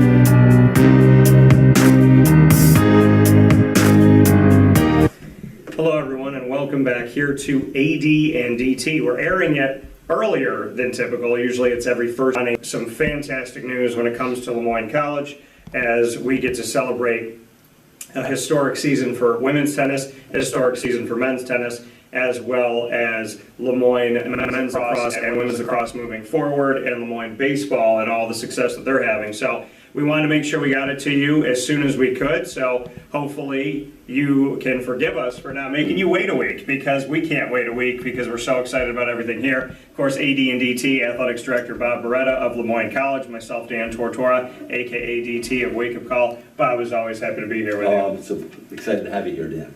And so we are amidst something that we've been talking about for the last couple months, which is the potential of having a bunch of teams here in the postseason in the spring. And Lemoyne has had, Dolphins never swim alone, and these Dolphins are definitely enjoying the warmer weather and the bluer skies. So we'll jump first and foremost to the Dolphins on the lacrosse field for men's lacrosse, and just what your thoughts are on this season. Yeah, it's been a great season for us, Dan. As we said a couple of weeks back, we hope to put 5-6 teams into the postseason, into the NCAA championships this spring, and that's what we're looking at when you think about men's golf. They participated last week in the NCAAs, but now you're looking at both lacrosse teams, potentially the baseball team in the NCAA championships, the tennis teams.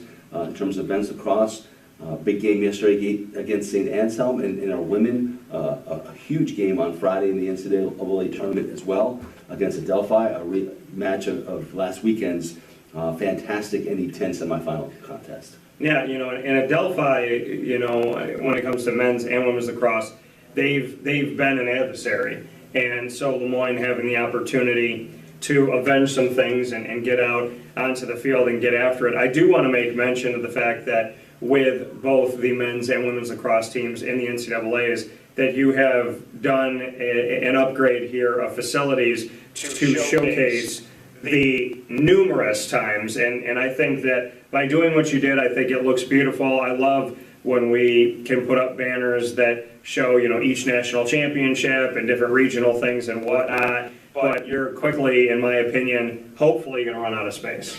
We hope that's the case, Dan. We added some that we'll put up next year in the sports of softball and baseball as well. But we want to celebrate our success. It's so hard to achieve at that level that when you do achieve, you want to celebrate that success. And we did that here with Ted Grant Field the last couple of weeks of the year. We put up a brand new banner set, which I think really does a nice job to tastefully celebrate all those championships on both the men's and women's side in lacrosse. And we'll do it for the fall, for when soccer is in here at Ted Grant, and then next spring you'll see it at baseball and softball as well. Yeah, I mean, I saw, on social media as they were coming in before they even went up, and to me, it was immediate. I mean, you and I, a lot of times really, I don't think at this point I can count how many times we've thought the same. And as soon as I saw those banners, I was like, Bob's where I'm at on this. Like, let's have individual banners to show instead of like one big one saying everything. Let's showcase just how many times, because when you come here, you come to visit as a prospective student or student athlete. If you're an alum, if you're here on campus already, that you just walk around, or if you're somebody in the community and you can come out to Ted Grant Field and just look, and you just see banner after banner after banner after banner. It's an incredible accomplishment, and like you said, baseball and softball have their additions, and we get to see men's and women's lacrosse already, and it's such a beautiful landscape now, especially when the NCAAs get to come in and people get to see this, and the NCAA gets to see just how substantial this is and how consistent lacrosse has been successful. Yeah, when you see those banners and you start looking at the run of year after year after year, and you look on the one side and you see all of our national championship banners, 7 in the sport of lacrosse, 6 on the men's side, 1 on the women's side, and you look, and I think that's impressive. And as an opponent, you come into this field and you see that, and you start to, I don't want to say you get intimidated, but that tone is set, that we're playing a team that achieves at the highest level, normally wins championships in May, and we're going to have our work cut out for us because there's this lineage of success, and to knock them off, it's going to be a tall task. Yeah, I think it's great when you're a Dolphin, because you come onto this field and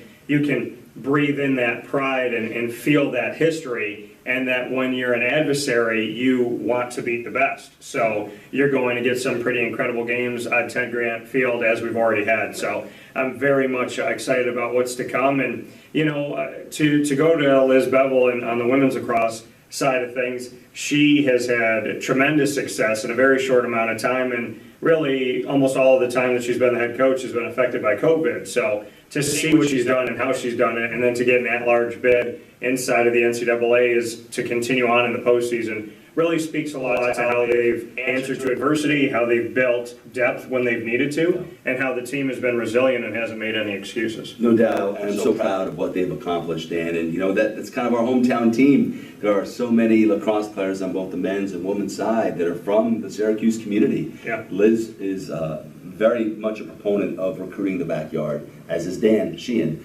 But there is so much talent here in central New York that Liz hasn't felt the need to really stray beyond our corridors, if you will. So when you come out and cheer on our women's lacrosse team or men's lacrosse team, you're cheering on the hometown team. I know that's how folks feel about the Boston Red Sox, but there's a lot of Red Sox on that roster, that players that aren't from Boston. Here you come out and you're cheering on a whole bunch of young people that are from the Syracuse community, and I'm really proud of what they've achieved and what they've had to battle through from a diversity standpoint. 3 players suffered season-ending injuries this year, including our top scorer, and they continue to find ways to win.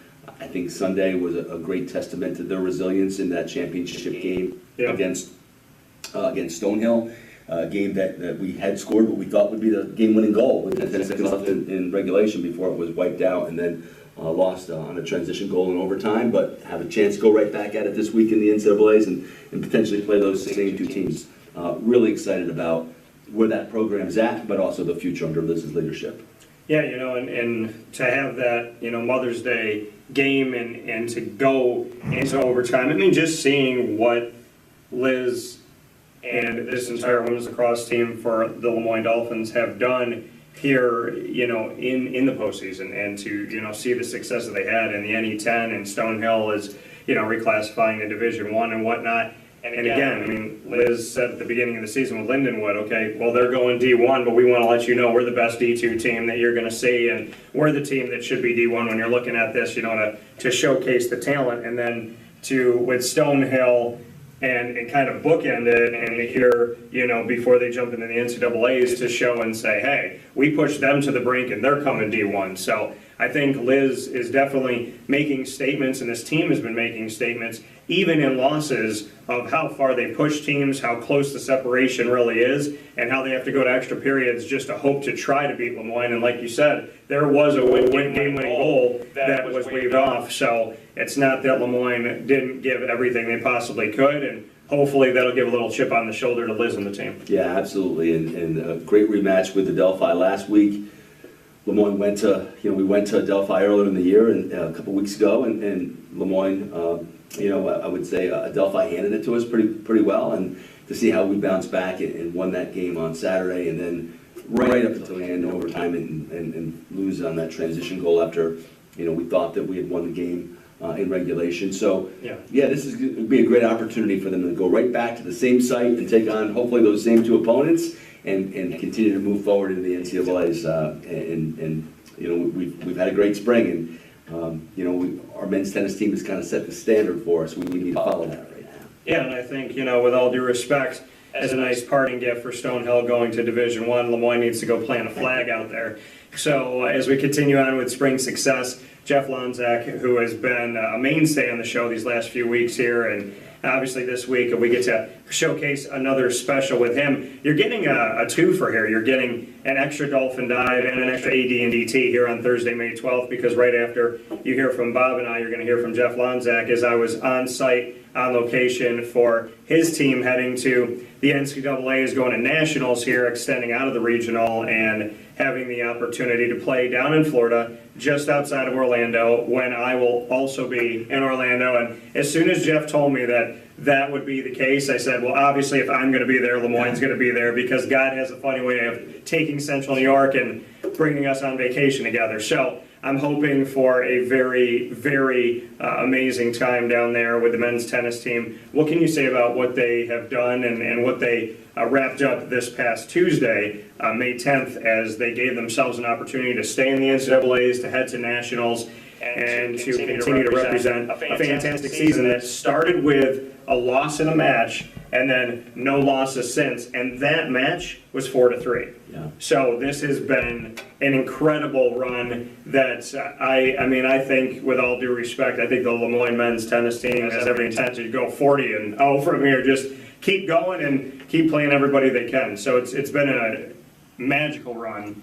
And I am more than hoping that there's a few more matches here that can be won so that run can end with saying 4-3 match was a loss, and then it was just 20 plus on the road from there. So yeah, they've been great, and it has been a magical season for the tennis teams under Jeff's leadership. He's done a great job. Our women's team earned its first ever NCAA appearance, and then follow that up with its first ever NCAA victory last weekend.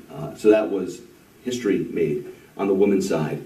And for an encore, Jeff put the men on the court in NCAA action this week and knocked off St. Thomas Aquinas in order now to reach the NCAA, the Nationals for the first time in school history. yeah. So really impressed with what Jeff and those men have done. Had just a riveting victory in the NE10 championship match up at Skytop Courts a couple weeks back.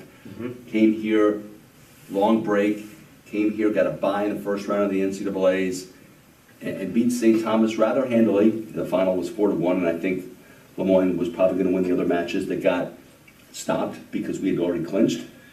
And now go to Nationals for the first time in school history. So you talk about tremendous accomplishments on both sides. I think that a case can be made that our tennis teams are the teams of the year here at Lemoyne this year. Yeah, you had mentioned the women's side, and Jeff Lonczak coaching both the men's and women's tennis teams here. I don't know how he does it and have them both be successful, but he's incredible, and I think he's still in the top 10 nationally for players like 40 and under, so he still holds true as one of the best tennis players himself in the country.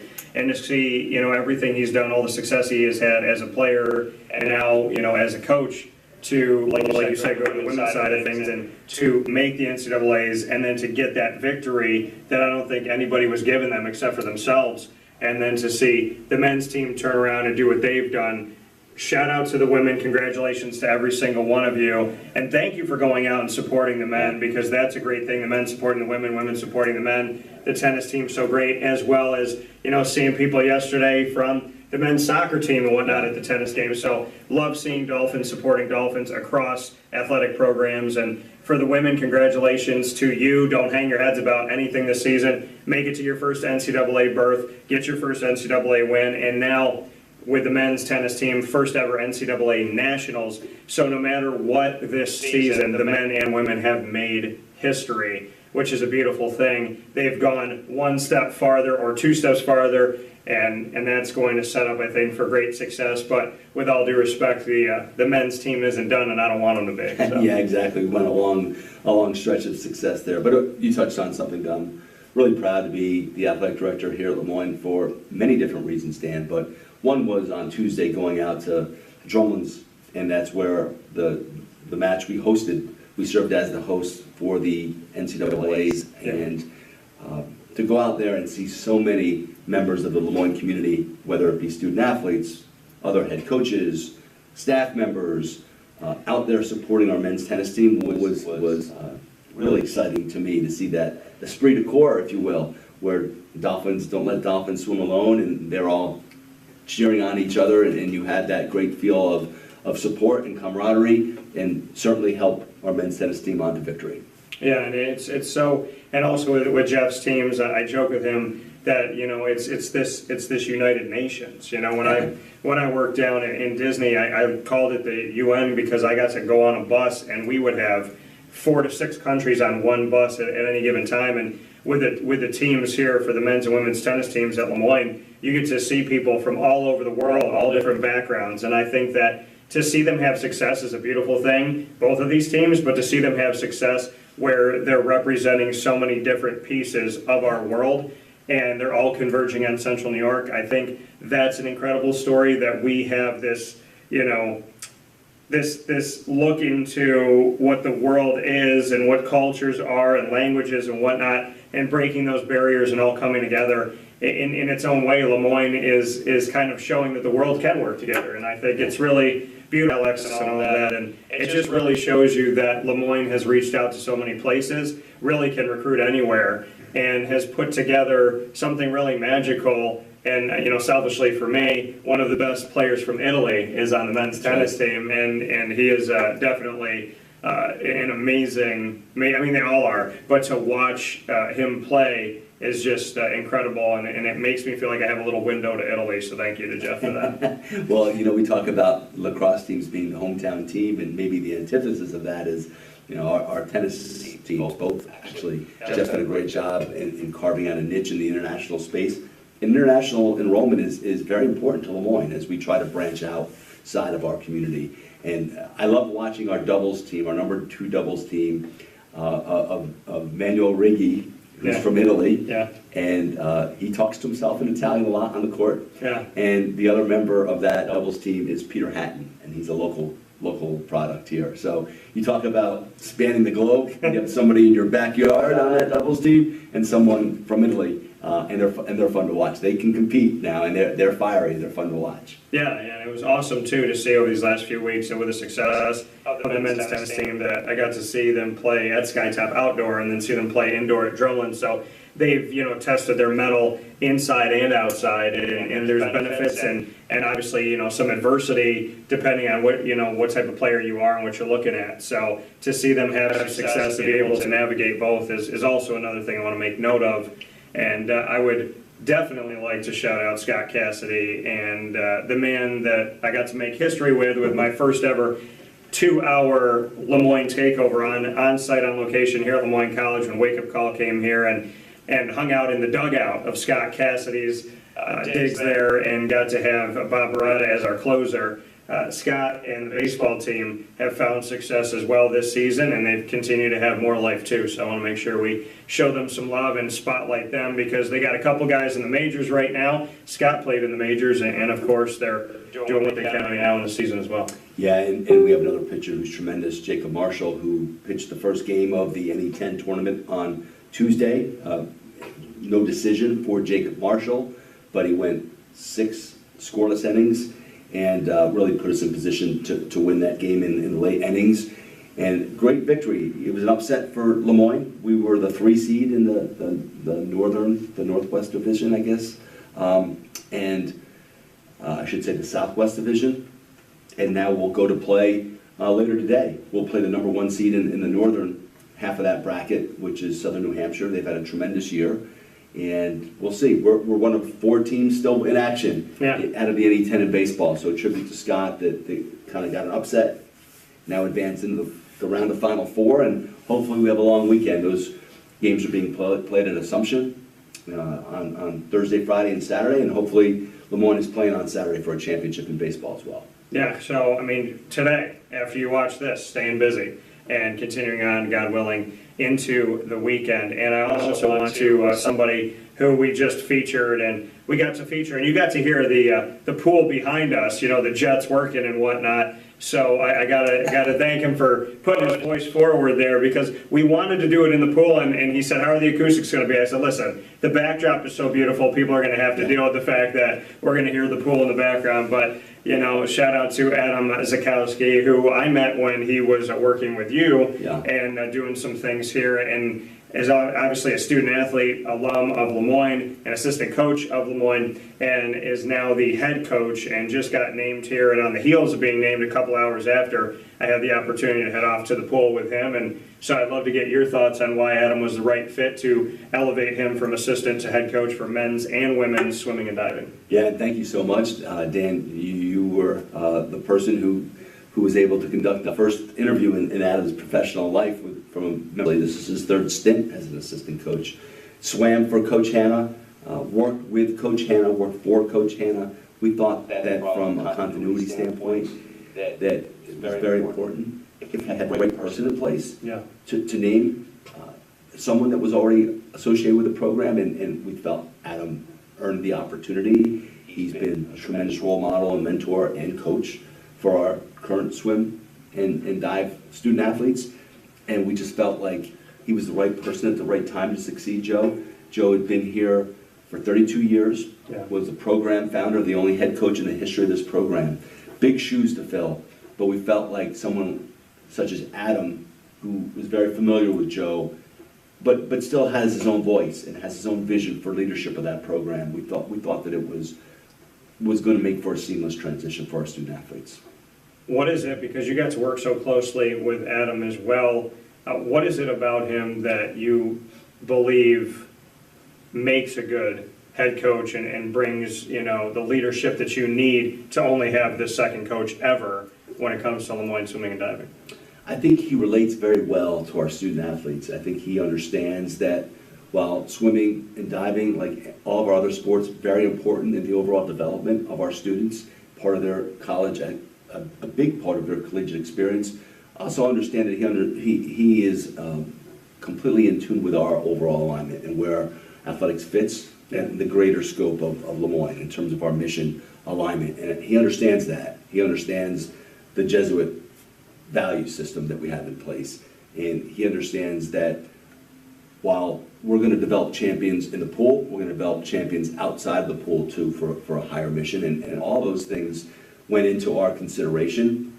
But I really do believe that he's at a point in his career where he's ready to become a head coach, whether it was going to be at Lemoyne or somewhere else. I think Adam is very much prepared to do that, to lead his own program. I think he's going to relate well to our student athletes, and I think he's going to continue on the same trajectory that Joe has our program headed straight up. He said when you announced him that the student athlete's response got him emotional, got him excited to hear cheers and applause and whatnot. That meant a lot to him. Yeah, we had a team meeting on Friday and kind of popped it in there very quickly. What I did was I was talking to the student athletes and really wanted to just tell them how proud I was. They've gone through an awful lot in the time here, whether we had a tragic passing of our diving coach several years ago, 3 years ago, before I arrived on campus. And then Coach Hanna announcing his retirement, we have COVID, and all these different obstacles and challenges. And so my message was that we were very proud of them, and that as they were prepared to leave for the summer, to stay in touch with us, to stay in touch with each other, lean on each other during the tough times, even when you're not here. We're here for you. I said, most importantly, I want you to make sure you stay connected to your new head coach, Adam Zakowski. And so I kind of slipped that in there, and it took them by surprise because they thought I was really just giving an AD speech, and instead I was really introducing the new head coach, and they were thrilled that it was going to be Adam. Yeah, and it's amazing. And on top of all of this, Kathy Braun, who you hired to take over the women's soccer program here for the Moyne Dolphins, they had an alumni game. They brought the history back together, and I just everyone that I talk with about Kathy Braun on campus, off campus, at different schools is just, excited and looking forward to what she's going to bring to it, and really thinking like, okay, if she's got more in the tank, then watch out, because she had so much success when she was at Colgate. So, I do want to make sure that we mention Coach because of the alumni game, because of her connection with the community, and really trying to ingrain herself into the culture of Lemoyne as if she's been here. Yeah, Dan, I knew Kathy's reputation in this industry was impeccable based on my experiences with her when I was at West Point and she was at Colgate, and just traveled a lot of the same circles, and people had the utmost respect for her. But having now named Kathy back in January, and she's been on the job for 5 or 6 months, it amazes me that you go outside of the Lemoyne and the Syracuse community, and people in those soccer circles just have nothing but the utmost respect for Kathy, and pay her the highest compliments. It's just reinforcing. It's not surprising to me, but it's reinforcing to a degree, and there's no question that she's got an awful lot left in the tank. I think this job has reinvigorated Kathy, to be honest with you. I feel like she's got an energy about her that is as if she's in her first year as a head coach. You'd have a hard time gauging her interest level as someone who's won 11 Patriot League championships and 9 NCAA appearances. she's just a thrill to be around. Our young ladies on the program are just so excited to work under her leadership and move forward into the fall. I think we're going to see a completely different brand of Lemoyne women's soccer. And yeah, I think that Kathy was a tremendous hire for us here at Lemoyne. She's going to be a great resource. And I'm really pleased. We made 4 coaching changes, had announced 4 coaching changes since last May. 4 new coaches for various reasons. Yeah. And I'm really thrilled with the coaches that we have in place, that have remained in place, and certainly the ones that we've added, from Mary Grimes, Joe Tesori just taking on additional responsibilities, obviously Kathy, and now Adam. We've kind of run the mix of inside, outside the Lemoyne community. Yeah. You know, we're going to hire the best person we feel that's available to lead our student athletes. And if it's an assistant, it's an assistant. If it's someone who'd been here previously, great. If it's someone from the outside that we really feel like can impact our student athletes in a positive way and help them experience at the highest levels of their potential, we're going to do that as well. And I think we've proven that here in the past 12, 13 months. Yeah, it's been an incredible positive upswing here, and you know, there's a direct correlation to you coming here, Bob, and what has been asked of for the Lemoyne community. We had a fantastic giving day. We have seen success in you know, reaching out when it comes to mental health and being there for people. Dr. Linda Lemira knocking on doors and doing what she does as the president of Lemoyne College, and these student athletes, these coaches. It has been an amazing, amazing thing, and I am so elated about everything that is to come, all the specials we get to do, and the ways that we get to keep the Dolphins top of mind for you. So AD and DT every first and third Wednesday of each month at 9 a.m. Eastern Time, exclusively on Wake Up Call Inside of Dolphin Time every second and fourth Wednesday at 9 a.m. Eastern Time. We have the Dolphin Dive, when we dive into stories of student athletes, coaches, administration, future Dolphins, and alumni. This week, you got bonus all over the place. You got AD and DT early, you got a couple Dolphin Dives, and that's because things are very timely right now, and we wanted to make sure that you didn't have to wait, and that we got the information out to you so that we could celebrate all of our Dolphins in a very special way. So as always, we appreciate you being here in our exclusive multimedia marketing partnership. You can find out more information at LemoyneDolphins.com, the Lemoyne tab of WakeUpCallDT.com, and subscribe to our YouTube channel, YouTube.com/WakeUpCallDT. In the meantime, as always, Bob, fins up. Fins up, Dan. Thank you. Thank you. And we'll talk with you all soon.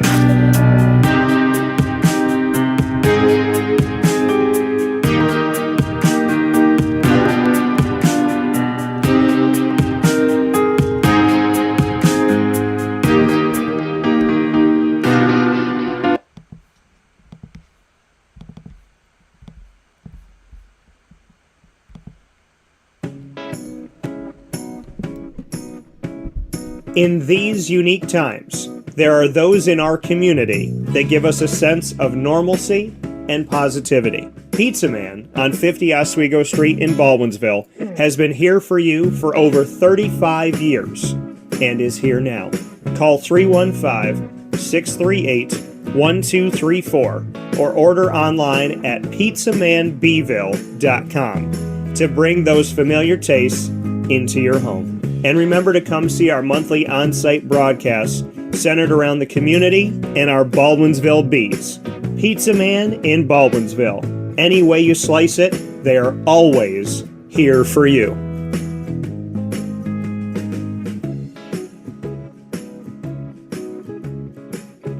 This is Jimmer Sikowski, owner-operator of Chick-fil-A Cicero, 7916 Brewerton Road in Cicero, right in front of the Home Depot.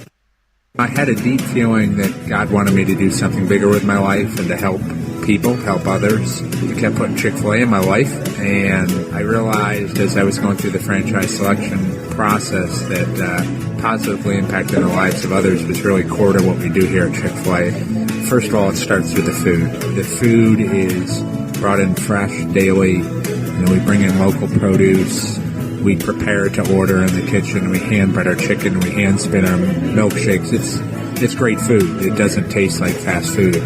I think the second thing is the way people feel when they come in a Chick-fil-A restaurant. It's different. We try to treat people with intentional kindness here, which is very different and deeper than good customer service. And so I think it feels remarkable for most people to come in a Chick-fil-A restaurant. And then lastly, the impact that we try to have in the community is very different. It's a big part of the expectation of every operator of a Chick-fil-A restaurant is that they're actively engaged in their community, they're a leader in the community, and they're making a difference. When they realize that what we're striving to do is to shine a little light in their life, that's a very, very different experience than you will have in any other quick service restaurant. And it's that remarkable experience that I think people will emotionally connect with. I'm George Townsend of Honda City with some good advice when buying a new car. The true cost of owning a new car is determined by the appraised value when you trade it. No vehicle appraises higher than a Honda. Next, look for low APRs and deep discounts. You also want low maintenance costs and great fuel economy. That's why my advice to you is to buy a new Honda. Looking pre-owned, visit our Honda Certified Used Car Center. Honda City, 7140 Henry Clay Boulevard, Liverpool, or HondaCity-CNY.com. It would be a pity if you don't shop at Honda City. Our corporate purpose at Chick-fil-A is to glorify God by being faithful stewards of all that's entrusted to us and to positively influence all those who come in contact with Chick-fil-A. And what became increasingly clear from our success in Cicero is that people love Chick-fil-A. And also I think we recognized that, we had a great opportunity to grow the brand and grow our platform. I felt incredibly grateful when I was selected to be a Chick-fil-A operator. I think what it's meant for me, what I've come to realize on a very deep level is that this is a calling for me. It's not a career. It's not a job. The Lord called me to be a Chick-fil-A operator and to use these restaurants to glorify Him and to positively influence other people. I'm blessed. I'm very blessed. Head to Chick-fil-A Clay on 3974 State Route 31 in Liverpool, New York.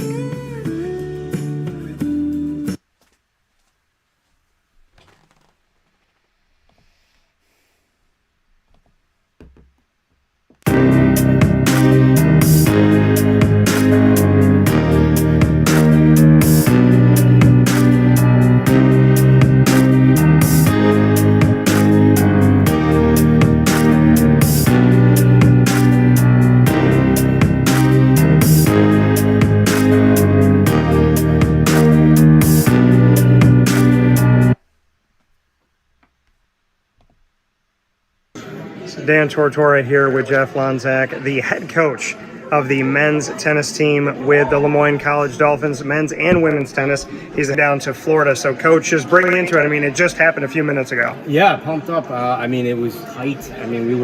We were tight out there. We were nervous. Somehow we squeaked out the doubles point at 2 and 3, and then that kind of propelled us forward to take care of business in singles. But it was close. They played great, and I got to give a lot of credit to them. They were awesome. And what can you say about the competition and just how tight it was throughout? Yeah, each match really was close. We took a tough loss at 3 against a bad matchup. 2 is our kind of bread and butter with Manny out there. He's just not going to give up really on anything. We were going to a third set at 1. Casper ended up squeaking it out at 5. Ethan was in the middle of the third set, so everything was close all the way down the line for sure.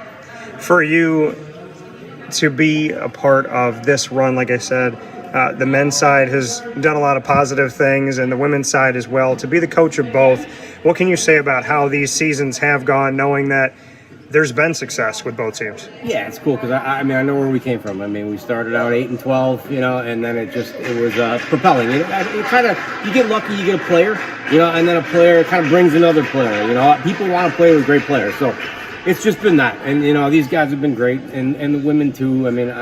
Today we had our banquet, our ceremony, and I'm gonna miss the women, and it's tough, and we're so stoked on the men's side to keep going. How do you deal with the bittersweetness of having a banquet for the women's tennis team and then knowing that you're heading to Florida with the men's team? Yeah, it was tough, and it was kind of a tale of 2 outfits. There was a suit this morning, and then I was back in comfortable clothes this afternoon. But it's funny because the women were so awesome, and we were pumped, and it didn't work out, but still they all came here to support, so it made it great. And so to be here with the men's team, you and I talked about this in advance, that if this were to happen, you would be heading down to the Sunshine State. So for the people that don't know, bring us into what it's going to look like for Nationals in Florida. Oh, gosh. Yeah, I mean, the level down there is insane. There's going to be 16 teams, 2 from each region. You know, I feel pretty comfortable considering that we haven't lost a match yet, but we could find ourselves maybe in a single-digit seed. That would be great. But yeah, I mean, we got to be prepared down there. The level's insane, and we're gonna do our best. For you, this team lost the first match, and nothing since. We've spoken about this run. Why has this team, no matter how close anybody else has gotten to them, and even that match you lost 4-3. So no matter how close teams are, why does this team find a way to always squeak it out? Yeah, I mean, it's the leadership, it's the age. You know, to be honest, these guys have the experience that it takes. I mean, even when we're not playing well, just to be able to kind of like rely on the many matches we've won over the years has been the key factor going forward after that first loss. Your emotions initially, does it hit you? Has it hit you? Is it going to hit you once you guys go grab food? Yeah, no, it's tough. You know, I'm a very emotional person. So yeah, I mean, you know, I'm almost always, you know, overcome by emotions watching this because of where I know where we were, and that's the big thing. So I mean, we've built this together. It's been so cool, and you know, I always get a little choked up, but I'm gonna try to maintain. Why does this team continue to stay focused when it would be easy to rest on the laurels of saying, look at how many we've won in a row? Why is this team staying hungry and staying personally responsible and focused? Yeah, it's the culture, it's the leadership. I mean, that's the big thing with us. You know, these guys want it. You know, that's the big thing. And I think at the end of the day, like going down to Florida, we know the level is going to be higher. So we're going to play better than we did today, for sure. For you as a coach, what does this season do for you? I know it's not over, but what has this season done for you as a person? Well, it's you know, it's you know, you're going through life. You know, I believe in self-realization, self-actualization. This is all I got. I'm only 5'7" and 100 and some odd pounds. You know, I try to get the most out of myself and my players, and it's just that. So like maybe you know, we get down to Nationals, maybe we win around. Then it's next year we try to win too. You know, I mean, it's always a building. What makes you believe this team can continue going down in Florida? Yeah, I mean, it's that leadership we talked about, the culture that we've created. So I mean, those guys, they're hungry. Some of them have been there before. I mean, they'll be prepared. That coming from Jeff Lonczak here with us, the men's and women's tennis head coach for the Moyne College Dolphins, as the women finished up a strong season and the men will continue their season down in Florida. And coach, ironically, as you know, off the air, I told you I was going down to Florida, and now you're going to Coach. I appreciate it. Thanks, Dan.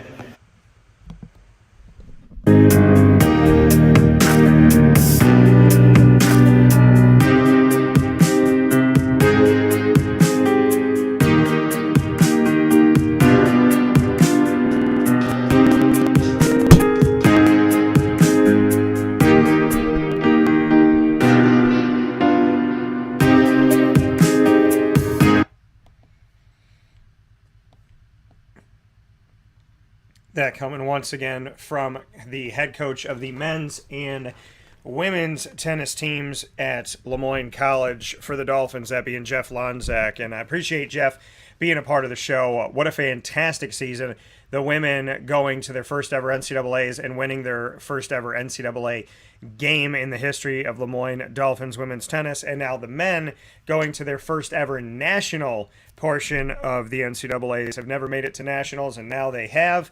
And so congratulations to them on making history that will hopefully be built upon this week as we continue on this coming week down in the great state of Florida. So a lot of great stuff, a lot of great conversation, and I appreciate it so very much. I am so happy and so honored that we get to have these conversations with these incredible people. You can also go on the men's lacrosse team won yesterday 16-8 over St. Anselm in the NCAAs, the reigning national champions for Division II men's lacrosse, the Moyne College Dolphins winning yesterday and on Ted Grant Field. Interesting though, they win the game and it's against St. Anselm, and St. Anselm is in the NE10 with them, so they know them all too well. And Adelphi, who's defeated them twice, in these last few weeks, including taking them out of the NE10 championship, and their last game of the regular season was a loss to Adelphi. Now they have a chance to play them for a third time and avenge those losses at the most opportune time, as the men's lacrosse team at Lemoyne is looking to repeat as national champions, going for their 7th national title ever, and all of those under Dan Sheehan. So congratulations to the team, congratulations to Coach, the entire coaching staff, as well as all of the student athletes. Of course, my guy Frankie, Kevin Sheehan, Dan's son, who's been on the show before. I want to give him a shout out as well. And to every single member of the team, every student athlete, every coach. If you haven't been on the show, you're welcome to be on the show, because we're all one big Finn family. So I'd love to get them on the show, as many as we can, and I love speaking with the student athletes as well as the coaches, and have nothing but love and respect for everybody. So proud of you, proud to be there yesterday, proud to watch it with Bob Beretta, and proud to be on the field after celebrating it. You can go back and watch my conversation with Dan Sheehan on Facebook at Wake Up Call DT, and Twitter at Wake Up, or pardon me, and Instagram at Wake Up Call _DT. So make sure you do that. Big time shout out to everything we got to do today. So inside of MonPazPopcorn.com's What's Poppin', we have spoken about the 3-5-5 model for the ACC and potentially getting rid of divisions in football as they continue the discussions from Amelia Island in Florida. We have Dave Pasiak come on to speak with us about that division versus no division, and I appreciate having him on the show. And we talked about the NBA playoffs and his 76ers and everybody having an opportunity for a Game 6, if not a Game 7. And then we got into our Lemoyne specials, giving you bonus coverage of AD and DT, as well as Dolphin Dive with Bob Beretta here with us on AD and DT, speaking on all the success of the spring sports and the fact that baseball is still playing, men's lacrosse, women's lacrosse still playing, as well as men's tennis and women's tennis making history before wrapping up their season.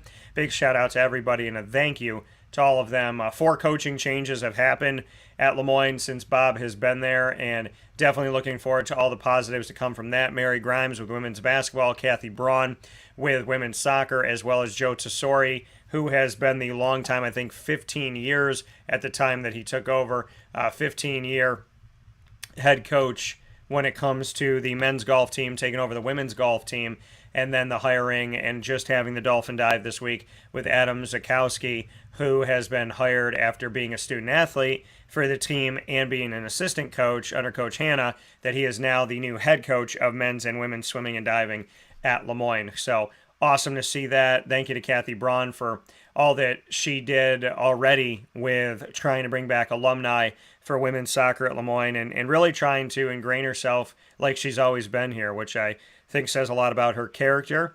And so thank you to all the coaches. Thank you to the student athletes, to Bob Beretta, to Dr. Linda Lemira, and everybody at Lemoyne for all the great things that we get to do.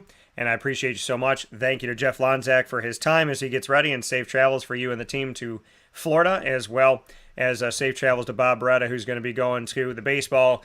You go see the baseball team and see those games, as well as going to the men's and women's lacrosse games in the NCAAs. So big shout out to all of our postseason teams, and congratulations to all teams competing at Lemoyne. You can tune in live to Wake Up Call with Dan Tortora every Monday through Friday from 9 a.m. to 11 a.m. Eastern Time. You're watching on YouTube.com and Facebook.com, both /Wake Up Call DT, as well as Facebook.com /Live Now DT, and of course on MixLR.com /Wake Up Call DT. You're listening worldwide and on WakeUpCallDT.com's homepage, where the MixLR feed is embedded. You can search our Wake Up Call archives on Stitcher, Spotify, MixLR, YouTube, TuneIn, iHeartRadio, iTunes, and Apple Podcasts, as well as Podbean, and we've just been added to Audible and Amazon Music. All you have to do on any one of those is search Wake Up Call with Dan Tortora, or one word, Wake Up Call DT. Proud thanks to all of our Central and Upstate New York partners, Cafe Kubal, Carvel DeWitt, the Wildcat Sports Pub, as well as K9 Camp Dog Daycare, PB&J's Lunchbox, Avicoli's K9 Campground Dog Boarding, as well as Ma and Pa's Kettle Corn and Popcorn Factory. Head to 201 Old 7th North Street in Liverpool, New York, to treat every day like an amusement park day. And of course, you can go to maandpazpopcorn.com, order anywhere in the country, and have it delivered to you while you watch your favorite games, TV shows, and movies from the comfort of your own home. Honda City of Liverpool, thank you to them. Millhouse Market, Pizza Man, Mother's Cupboard, Chick-fil-A Cicero, and Chick-fil-A Clay, Victory Sports Medicine and Orthopedics. And Wake Up Call with Dan Tortora is, of course, the proud multimedia marketing partner of your...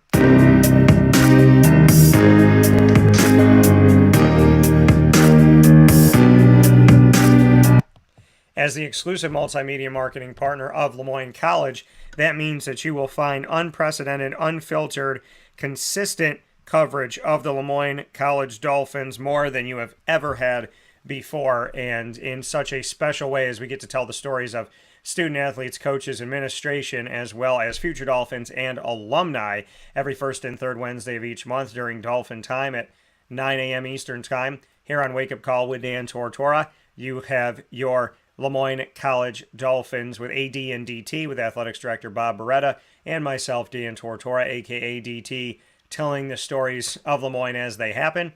And every second and fourth Wednesday, Dolphin Dive, where we dive into the stories of those coaches, administration, student athletes, future Dolphins, and alumni. So make sure you check those out. You can get the entire archive by going to youtube.com/wakeupcalldt and clicking subscribe. You can also go to our Lemoyne tab on wakeupcalldt.com. And for more information on your Dolphins, go to lemoynedolphins.com.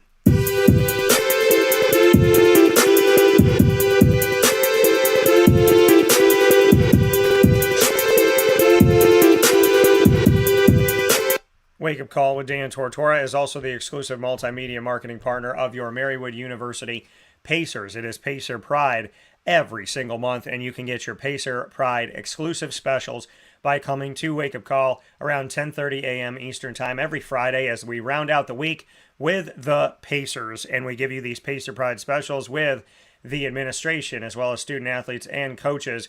Marywood University specials coming to you in such a beautiful way on youtube.com/wakeupcalldt and on the Marywood tab of wakeupcalldt.com. You can also get more information on your Pacers by going to marywoodpacers.com. Shout out to the Pacers and Pacer Pride, as always.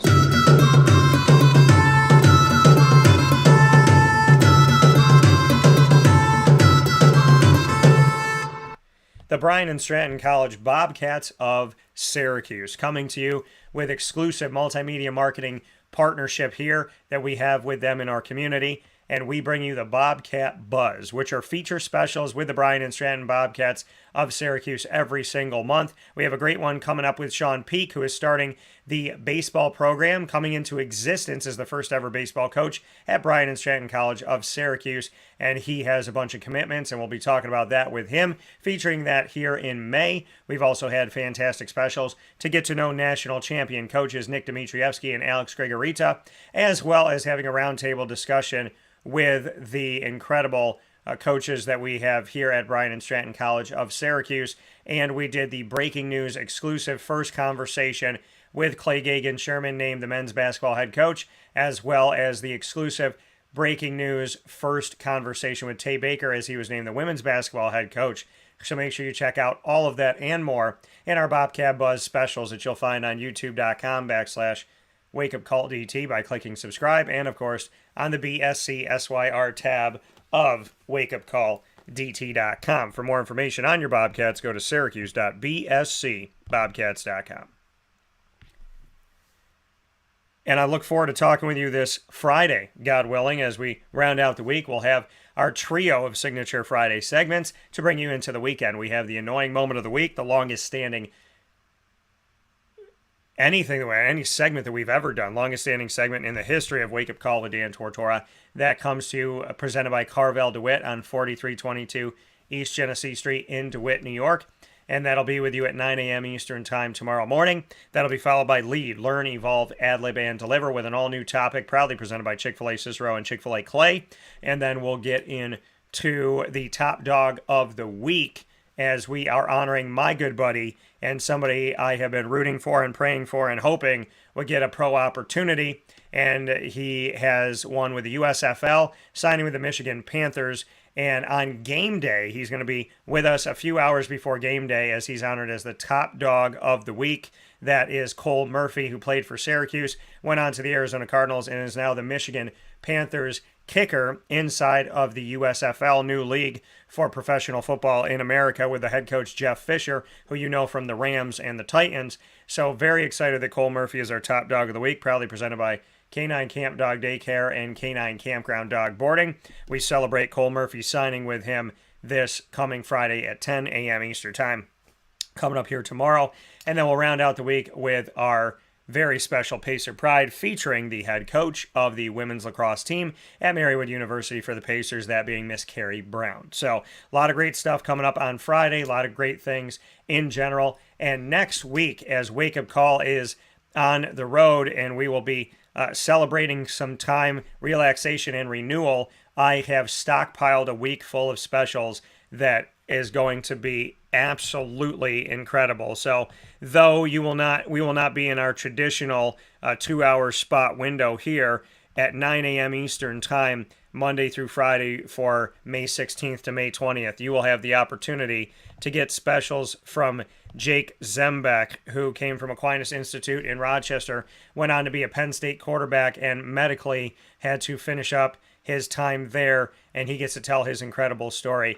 We also will have the fantastic story from Charles Pride, who won a state title with the Liverpool Warriors boys basketball team, and Ryan Blackwell. Charles Pride joins us about the Bryant Bulldogs and coming back for his final season.